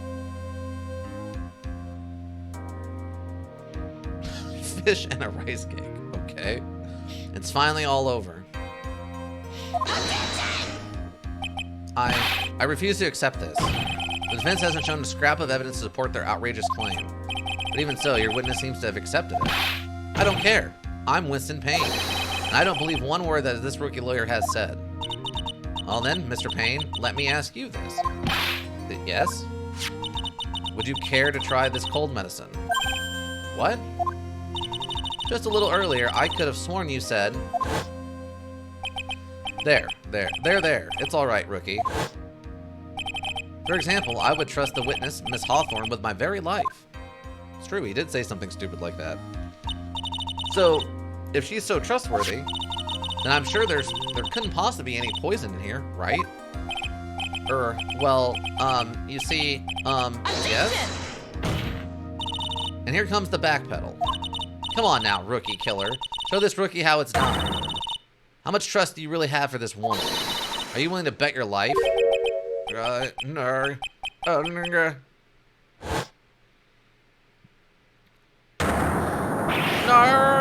My heart is a beautiful hair, bro. Look at him suffer. Apparently what? Look at him choke. Look at him suffer. Yeah, apparently. Mr. Payne, about Miss Dahlia Hawthorne. Yes, Your Honor. I'll follow papers for her immediate arrest. Tragic, but not surprising. I knew there was something suspicious about her from the very beginning. You dirty liar. Don't lie, just admit you were wrong. By the way, Miss Fay. Yes, Your Honor. Is it just me, or did you and Miss Dahlia Hawthorne seem to know each other? Your Honor, whether we did or not has no bearing on this case. Very well. Mr. Payne, this can't be happening. It's a nightmare. It's like losing to my daughter. It appears Mr. Payne has lost his spirit along with his hair. Does the defendant have anything further to say? It can't be true. My dear Dolly. Achoo. Okay. Very well then. I believe I'm ready to pass judgment to bring this trial to an end. The court finds the defendant, Phoenix Wright, not guilty.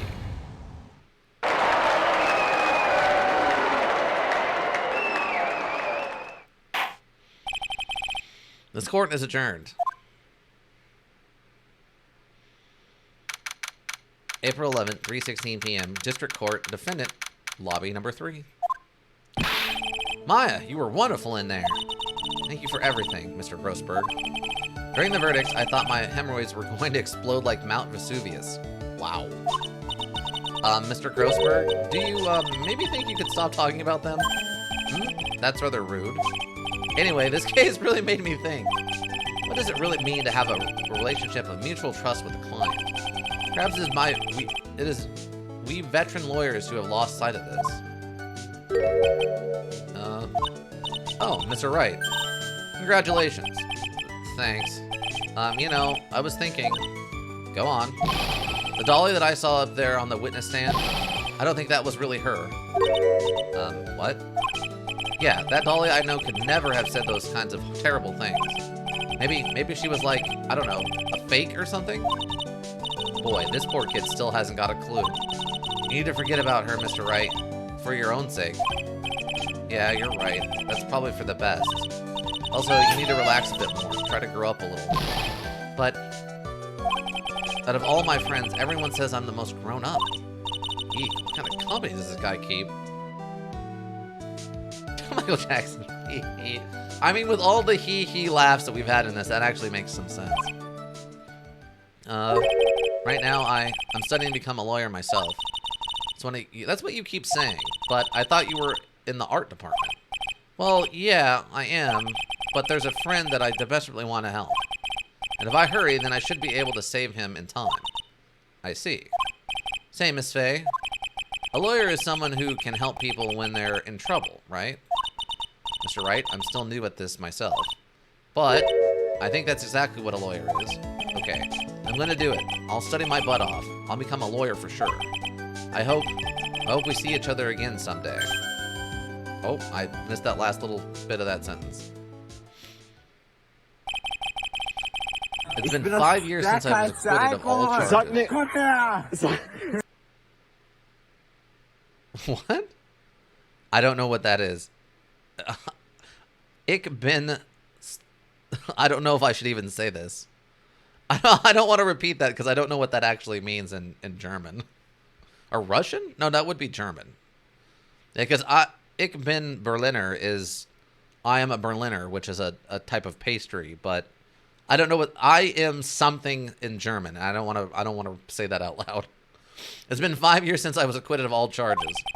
I've become a lawyer like I planned and managed to save my friend. Maya has passed on to a better place.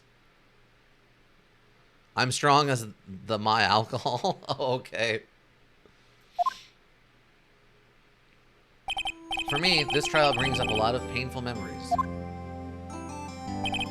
But it also brings up some very precious ones. Memories that I thought would never rise to the surface again.